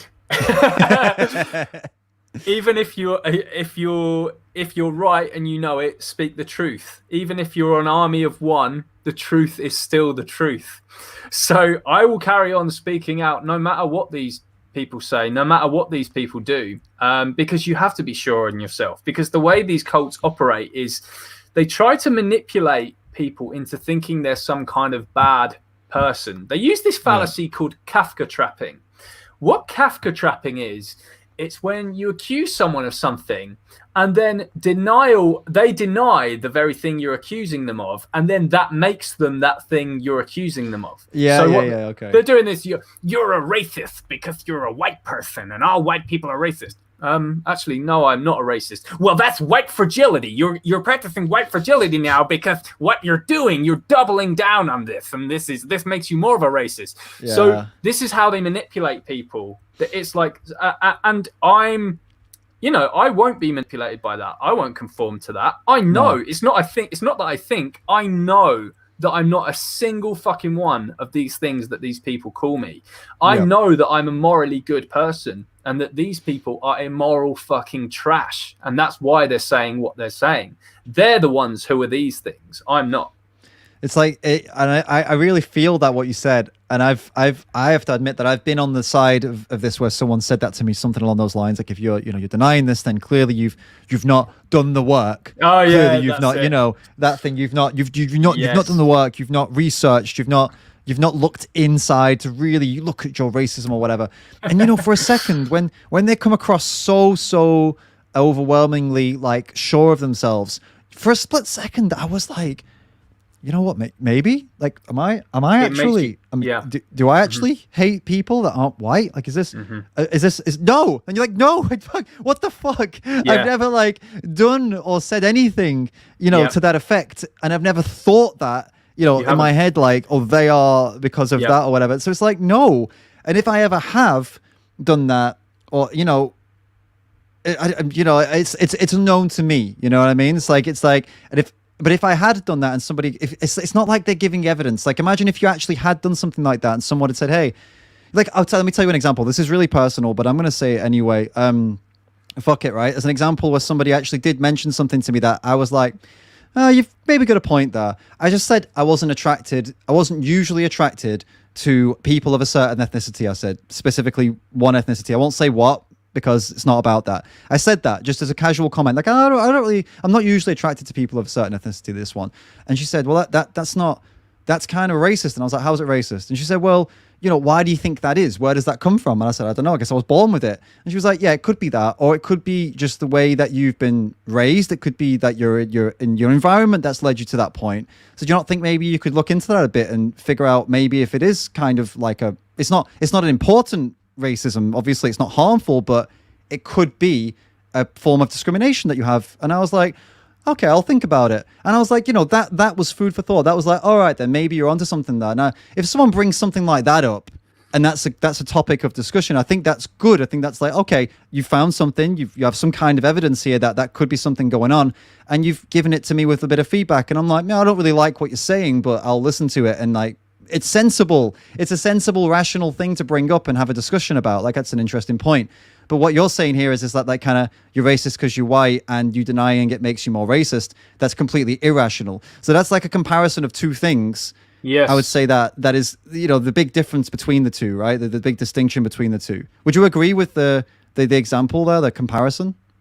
Yeah, I do. I think with that example that you gave, it is good to raise that question, right? It is. I think it's good to question anything. But if you're just being told, because that's more of a mentality thing, right? Right. But if you're just told that you're born with original sin because you're white and you're racist because you're white, and it's like, but I'm not a racist, and then they say, so there you go, you're denying it. That means you are that. Yeah. Exactly. Let me show you how absurd this is, right? Imagine if we said every single person who's an adult is complicit in paedophilia. Because children are systemically, they're trafficked and stuff for these sex gangs. And you as an adult, you have adult privilege. And if you're an adult, you are playing part in that power system. Therefore, you are responsible for paedophilia. And then you go, no, I'm not actually. I have nothing to do with it. And then they go, ha, that's paedophile fragility. This is what we should be doing back to these people. Hell, man. Tell anyone who accuses horrible. you. Yeah, tell anyone who accuses you of paedophile fragility, of white fragility, tell them they're responsible for paedophilia because they're an adult, and that if they deny it, that's paedophile fragility. And I think it's like it's so fucked up. Just the two words together is just horrible, man. But I think that is a great example though of how ridiculous it is, how absurd it is. And now, like in contrast to the other example that I gave, how reasonable the other one is. It really shows now when you compare it to how fucking ridiculous this one is. And I think the main reason I wanted to bring that up is also to say to people that it's not about just outright rejecting every single person who says, hey, you know, that thing is racist. It's not about that, oh, they're all wrong. It's that there are a lot of them that are fucking wrong. And there are very, very few people that genuinely have your best interests and the best interests of people in mind. And it's becoming so difficult to differentiate who's who. Like that person who was telling that thing to me, maybe they were doing it with bad intentions, right? I don't even know anymore. Or good intentions. Who knows? You just don't know anymore, do you? Right? Well, that's it. The word has just lost all meaning now. And this is what the woke mob have done. It's like we absolutely should have always been questioning. If something someone said was in any way racist or sexist or homophobic, that what they said needs to be called out and questioned. I don't mean called out as in cancel culture, call out like screenshots. No, I just mean you need to address. Yes, exactly. We need to be doing that to form a better and more tolerant society. But now it's just got to the stage of you don't even know what the intent behind it is. If someone says that anything you say is problematic in any way, you know, my phrase now is George's rule of thumb is in 2021, if someone calls you a racist, it means you're probably not. And this is what the woke mob have done. Yes, of course, yeah.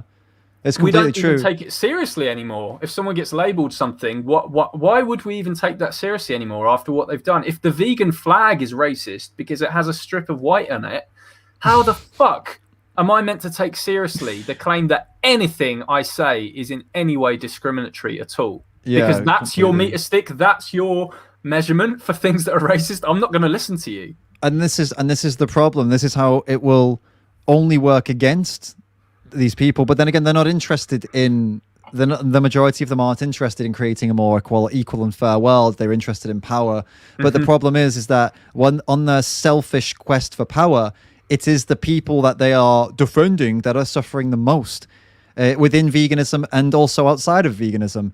It's it's in the animal rights movement. It's absolutely the animals that will take the biggest hit from this, obviously. But then people of different ethnicities and people like women and the demographics that they're apparently trying to defend, they're also going to suffer from it because like you've just said, no one actually knows what's racist or sexist anymore, or you know what I mean? And no one's taking it seriously. Why would they? Everything's racist and sex. Everything, literally everything is. Like you said, the white strip in the vegan flag is racist. So, fuck, if that's racist, then, well, everything's racist, isn't it? I think there was something to do with someone saying tofu was racist, not because of where it came from, but because it's white or something. There was something that... I'm not joking. There was like a PETA billboard that was like, tofu never caused a pandemic. And it was somehow racist. Somebody was claiming it was racist because... I don't remember. Tofu was like it's been whitewashed or like it is, figuratively like it is a white thing, and we're hailing it as the savior of people. I don't remember what it was. It was fucking ridiculous. This is how far it's come, and that was a vegan, so obviously talking about PETA. It's awful, and white has become this like dirty term in society. It's ridiculous. It's like I mean, I heard a criticism about AV as well. They use the white Guy Fawkes mask. That was racist. It's a white male. It's problematic because they've got a white male. Well, why is? Oh my god! Yeah, okay, it's a white male mask, but what's wrong with being a white male? What's wrong with whites and male people? Like, did you see that guy who went around with the T-shirt saying it's okay to be white? Did you see that on YouTube? And people were fucking horrible to him. They were like, really like, oh, what the fuck is your problem? And he was like, it's okay to be white. They were like, oh, you're a scumbag, you're a white supremacist. And he was just like, I'm just walking around with a t-shirt that says it's okay to be what the hell happened? And this wasn't in like you could imagine this would be a problem in a country where maybe, I don't know, there'd been a recent big nasty conflict between like, white people and other people. Like apartheid or some shit. Yeah, like some horrible, like recently happening there, like right there and then. But this was in the USA in like 2020 or something, maybe 2019. And it's like, and even if there'd been some bad shit done by white people in the USA at that time, which I'm sure there had been, it doesn't mean that it's not okay to be white. Like it's just insane. It's insane that we even have to say these words. Like I feel stupid saying those words. Like I have to say it. It's phenomenal, like right? Defending your own demographic is now seen as sexist or racist. Right. Like so, like you even see I was walking to work the other week. This was after the horrific Sarah Everard case. Right? Oh, right, yeah. And so for anyone who doesn't know, it was a woman who was kidnapped off the street and murdered recently in the UK. And there was this big, outpouring of rage over this, obviously in the UK. And I saw this, I walked past this house and it had all these little signs outside. And one of the signs said #YesAllMen. So there's this idea that all men like are complicit, and if you say no, like this idea that not all men is like a bad thing to say as well. So not all men, it's okay to be white. Like those two sayings are like, so even defending who you are, I'm not any of these things. It's like, oh my god, how dare you? Do you know that politician at that time? She wanted a curfew for all men.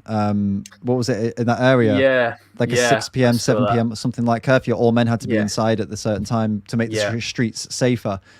Oh, it's that the fact that was even put forward as any kind of solution to this is just fucking. It's insanity. I don't know a better word for it. How dare you, David? How dare you not want to be locked inside at 7 p.m. when all you wanted to do was nip down the shop for a pack of tofu and not harm anyone. Some fucking white supremacist tofu. That's what I was going for. That's obviously true. But we've talked about a lot of how a lot of this is coming after white people, and that's, well, not specifically white people, white men, straight white men, because a lot of it is these cults that we are the main target. Let's not beat around the bush here. That is no argument around that we are the target. But also it does kind of come off on other people of other ethnicities as well. And I've got a little example of what this looks like. Again, from Aditya. Aditya's got a whole host of these actually, but this was like a good example, and I know there are many out there as well. I know Vegan King, who's in the chat. He's by the way, Vegan King, who's in the chat right now. He's been commenting on a lot of my videos and also other people's videos about these topics, and people accuse him of being white all the time, like you're like typical, I mentioned earlier, typical white male, and he's like, I'm fucking Indian. And like, not only is Vegan King, I don't know much about you, dude, so I'm gonna tell people what I remember of what you told me, but it might not be accurate. But Vegan King is not only Indian, he's not like some I don't know if he's a guy or a girl, actually. I'm pretty sure you're a dude though. He's black, yeah. Not some like super rich Indian living somewhere in like, in some big mansion or something like that, super privileged. He's actually not. He's actually like, not living the most privileged life at all. Like, actually, you could say even like having a bit of a hard life at the moment in India. Sorry to share that, Vegan King, but dude, it's important people know this, and people are accusing him of being some privileged white male because of the way he talks in comments. So this is the insanity that we've got to right now. Because Vegan King posts a lot of stuff about like how the people massacring cows in the street and goats in the street and whatever in India, because that does happen, by the way. A lot of people think that cows are protected in India, but they're absolutely not.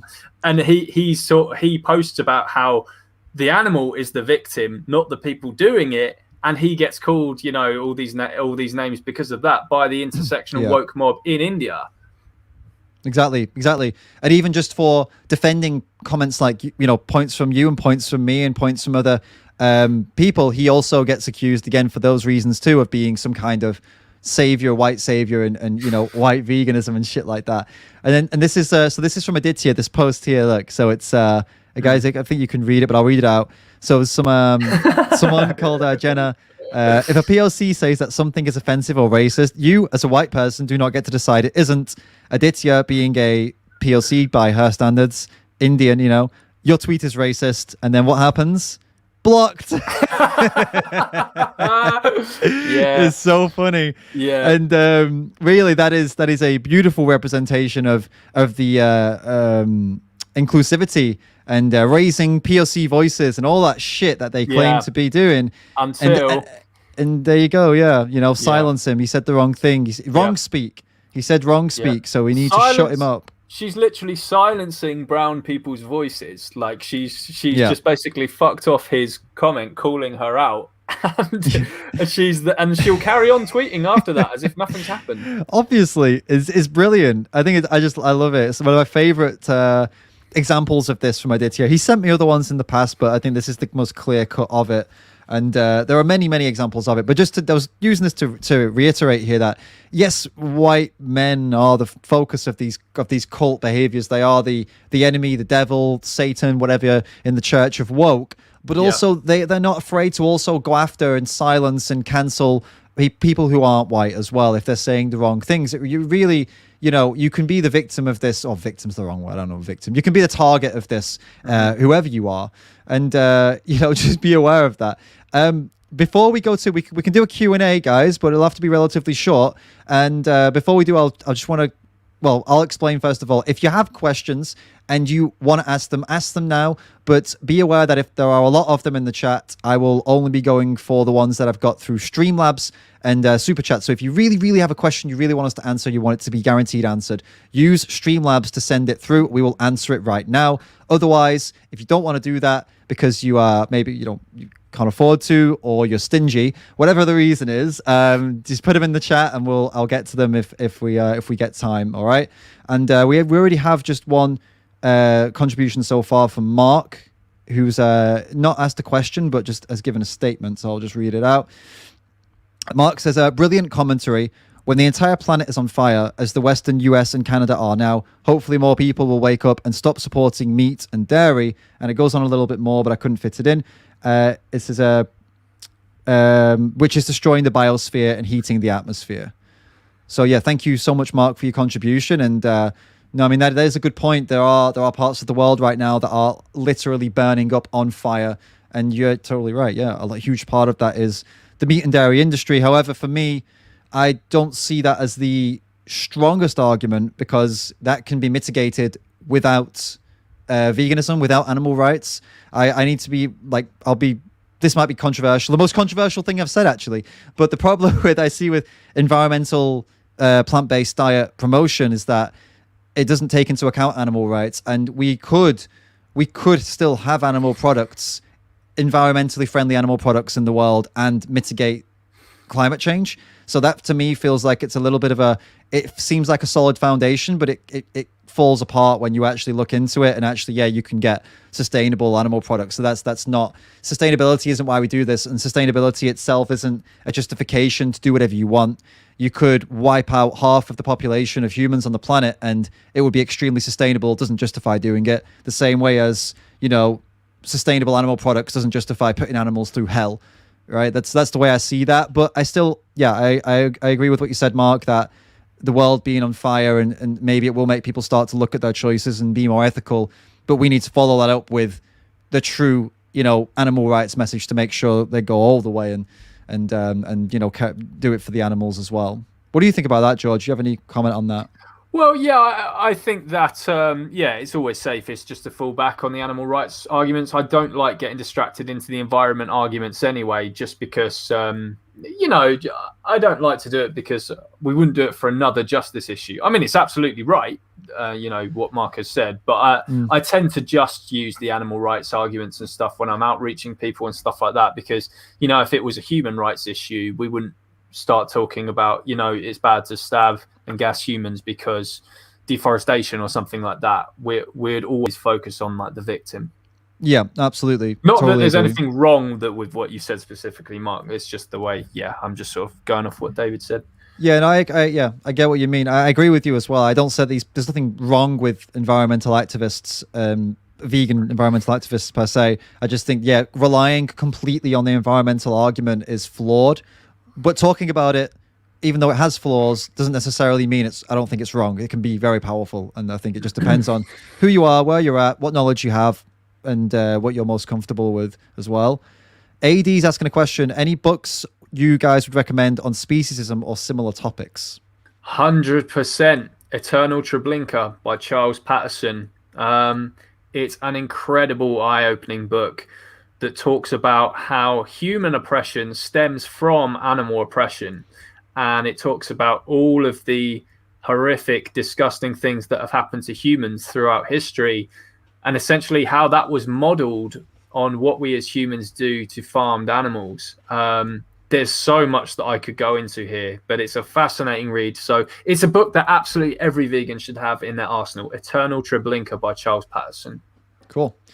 I would recommend the book Sapiens. I don't read a lot, but I don't read a lot of books. I read more like articles and sometimes studies and stuff. But I read Sapiens back to front, and it's not necessarily a vegan book, but it is written by a vegan, and it has a lot of ammunition, a lot of stuff in there that could really help you in a conversation about our place in the world as humans and stuff.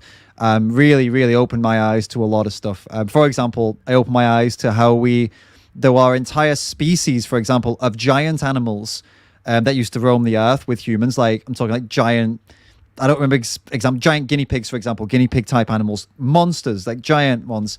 And loads of animals like that. Yeah. And the reason we don't have them anymore, the reason that they're not here anymore is not because they, I don't know, something, simple like, oh, there was just a thing, just killed them off. They're not here anymore because humans hunted them all to extinction. Because they were so big, they weren't fast. And because humans all of a sudden just kind of started hunting, and it wasn't something that many animals, look at us, we're pink, we don't have claws, we don't have big teeth. Not many animals were afraid of us. So humans just had a free reign and just killed all these massive animals and just gorged themselves on the flesh.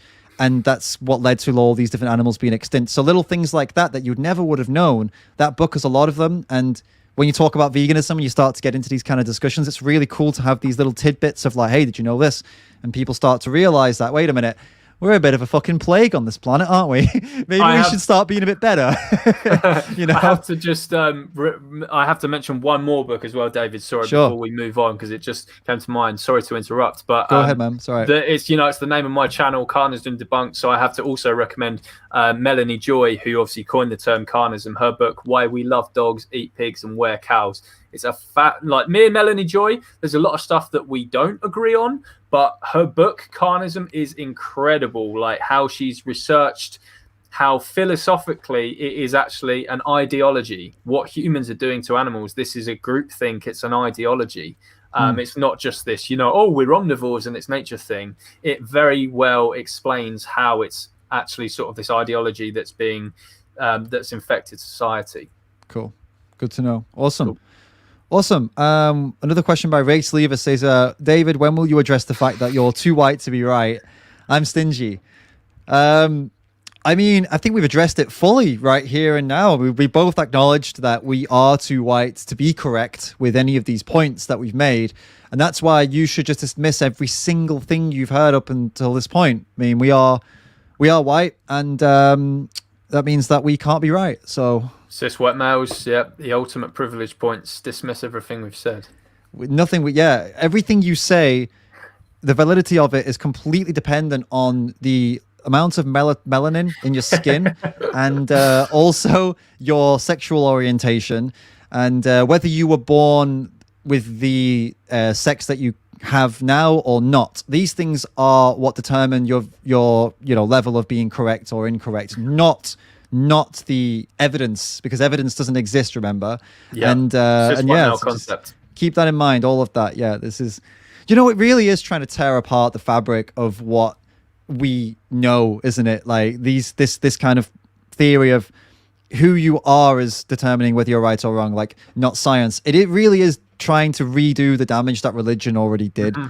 It really is, right? Because that is what religion did. Yeah. No. Whether it's provable or not, it doesn't matter.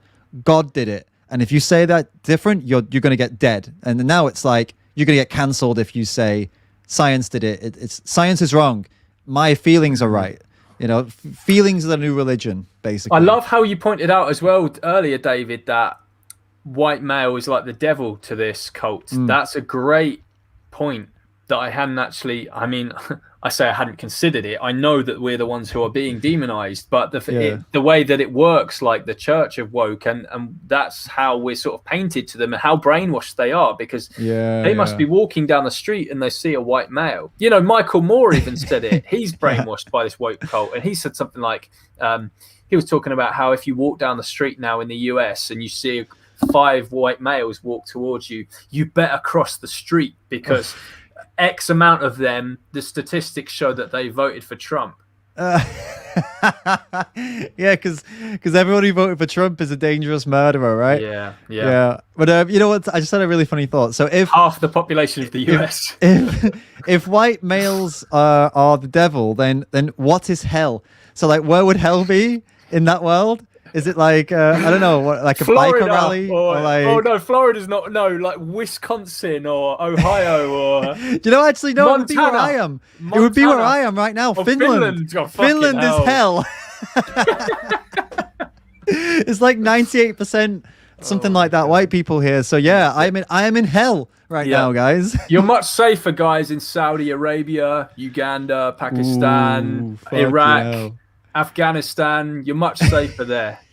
Now we're crossing in. This is the controversial territory. This is what gets this is what gets the video. Everything we set up until this point has been like monetizable until now. See, now you're bringing in the Islamophobia, and this is where now YouTube's gonna go, oh, whoa. He just said Pakistan's not a safe place. That's it. Demonetized. Done.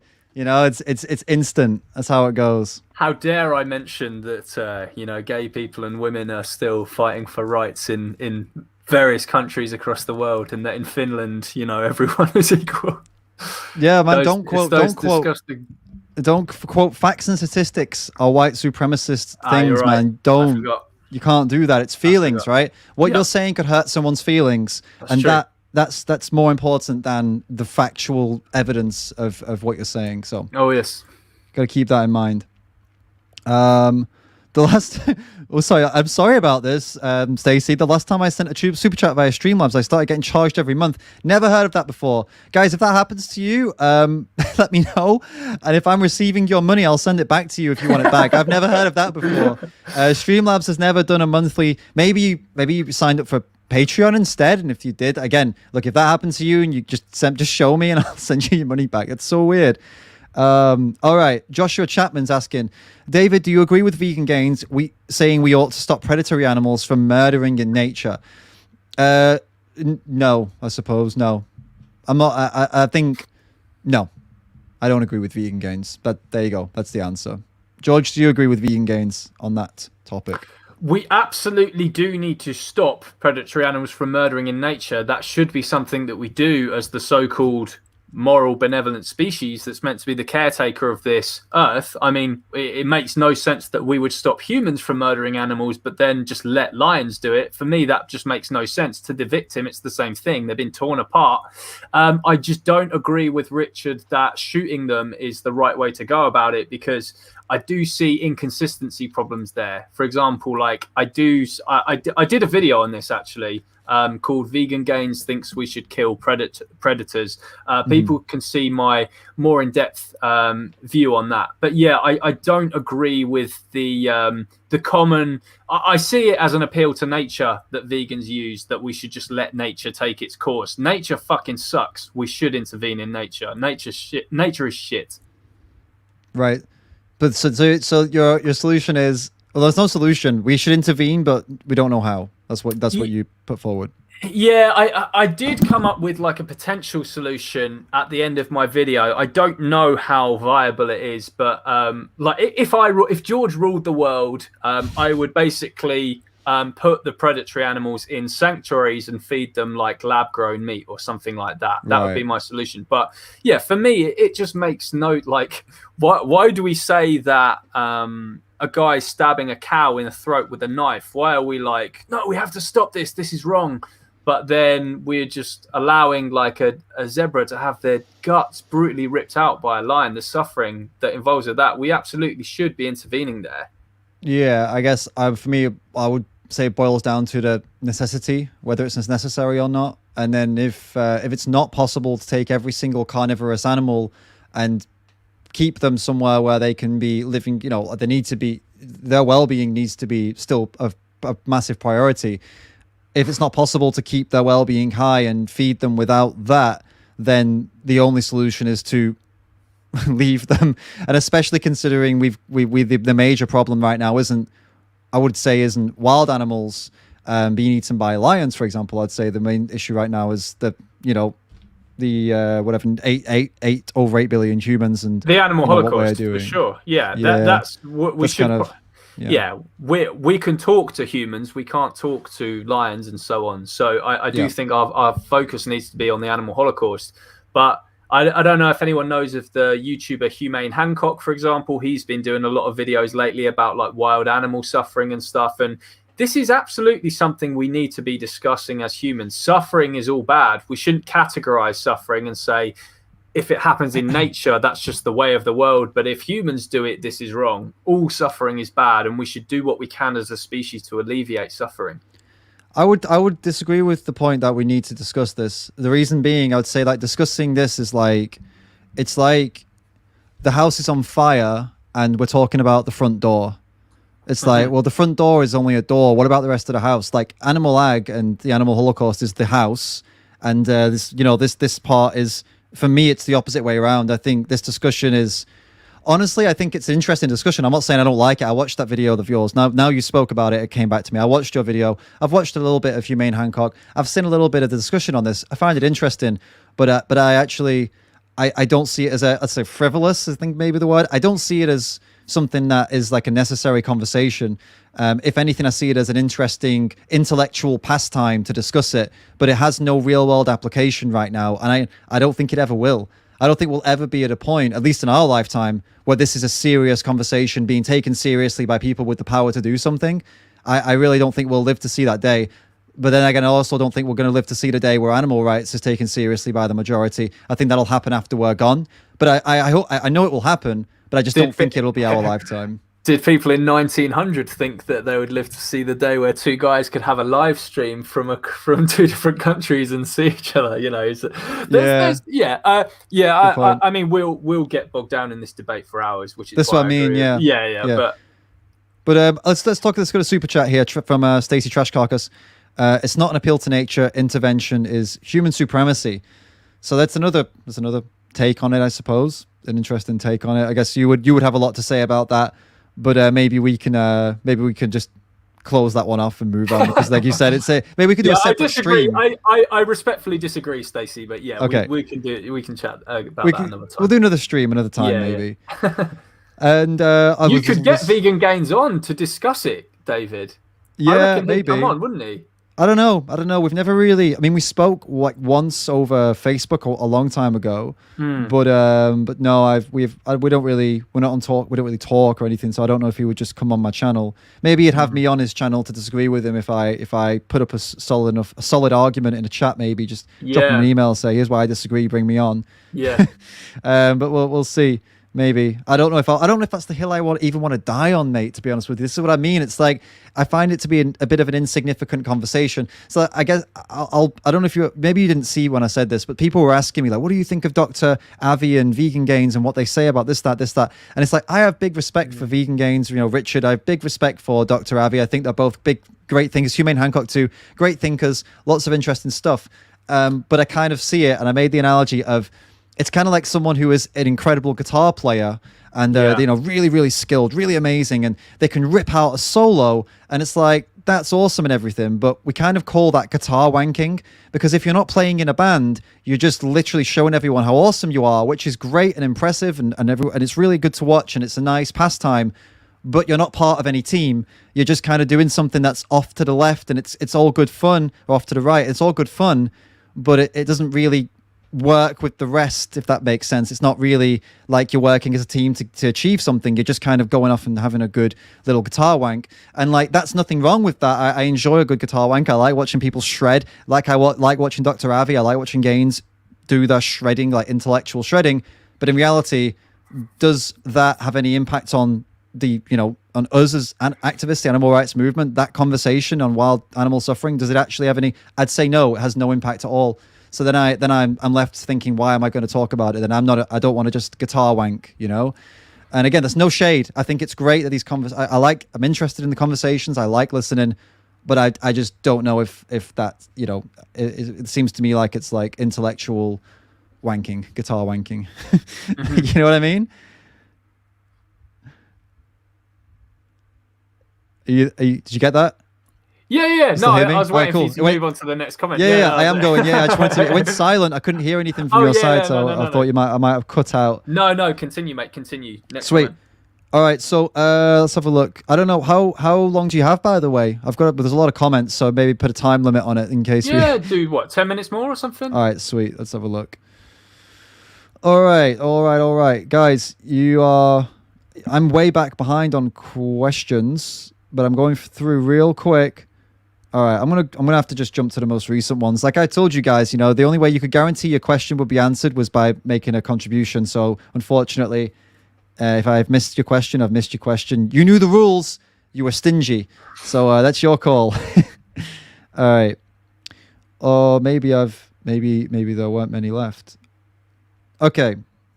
Yeah. Okay. There's just questions that we've already answered about this topic, which we wanted to move on from, which really isn't great. Yeah, you know what? We'll wrap up there then. I'm scanning through, but like it just seems that it's all around the same stuff. So that's all good, man. I really enjoyed this. I think it's definitely cancelable, which is always good fun.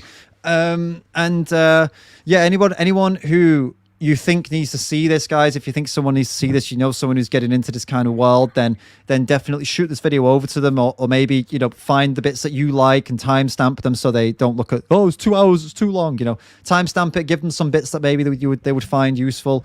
I might clip some stuff out of it myself. We'll just see how it goes. George, do you want to give a little plug, closing comment and a plug before we shoot off? Yeah, sure. I mean, and it's relevant actually because I've just seen someone comment, why is George's channel name Carnism Debunked? So yeah, my channel is Carnism Debunked because it's about debunking the carnist arguments, the arguments against veganism. That's the name of my website. I'm the founder of the website carnismdebunked.com. It's got loads of good stuff on there. So answers to all the anti-vegan arguments. It's got videos from everyone's country as well. So like there's a section on there called Think It Doesn't Happen in Your Country that I use a lot because loads of people say stuff like, oh, you guys are from so-and-so country here in, Finland or here in Denmark or here in India or something. We don't do it like this. So there's that really handy section on my website.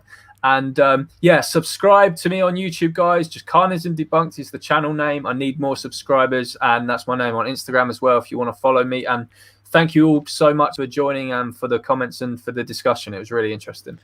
Awesome, guys. Yeah, definitely get over there and subscribe to George Carnism Debunked. And also, if you enjoy my content and you want to see more exclusive stuff, you can join the Patreon team. Just put the link in the chat right there. Oh, that's not a link. It's not going to work. One more thing, David. Go ahead. I just wanted to say, for anyone who's interested in our discussion today on cults and stuff, because that was the subject of the live stream, if you go to my Instagram, I've actually got a highlight reel there called Cults, where I've done posts about this cult stuff, so you can see it in sort of detail in case you were wanting to actually read my writings on this stuff. So check that out on my Instagram. Perfect. Awesome. And I'll try again. I put the link there now. It worked this time, I think. Did it work? Did it take it away? No, it's there. It's that. Okay, cool. Yes. So check out the Patreon. You can sign up for $1 a month. You'll get access to exclusive content, sometimes exclusive previews of the videos, and also some exclusive chats and things like that. Don't forget, you can also get in the Discord, and there's a Patreon area in the Discord as well. You can get all that good stuff. So check out the Patreon, patreon.com/David Rams, and link is also in the description to get more of that exclusive content. Thank you again, George. I'm repeating myself now. Thank you, George, for joining. I'll see you all in the next video, which, by the way, I'll drop it now. News for you as well, George. This is going to be pretty mad. Next week, a week today, I'm going to be doing a 24-hour live stream. It's going to be in two 12-hour goes, starting 9:30 a.m. my time on that's Finland time on Sunday, finishing 9:30 a.m. on Monday. And the vast majority of it will be outreach debates. I'm going to be trying to get people for like a huge chunk of that time. So I need as many of you as possible to be here, even if you can only come for like 10 minutes or something like that. I mean, you're going to have a long enough time to drop in 24 hours, right? I'm sure everyone in all different time zones can join that. So keep an eye out for that video when it comes up, and definitely, you know, like it and share it and all that good stuff, so we get a good crowd for that. It's a fundraiser as well, obviously, so definitely come along, and I'll hopefully see you all there. Thanks, George. See you soon. Yeah. Cheers, guys. Bye-bye.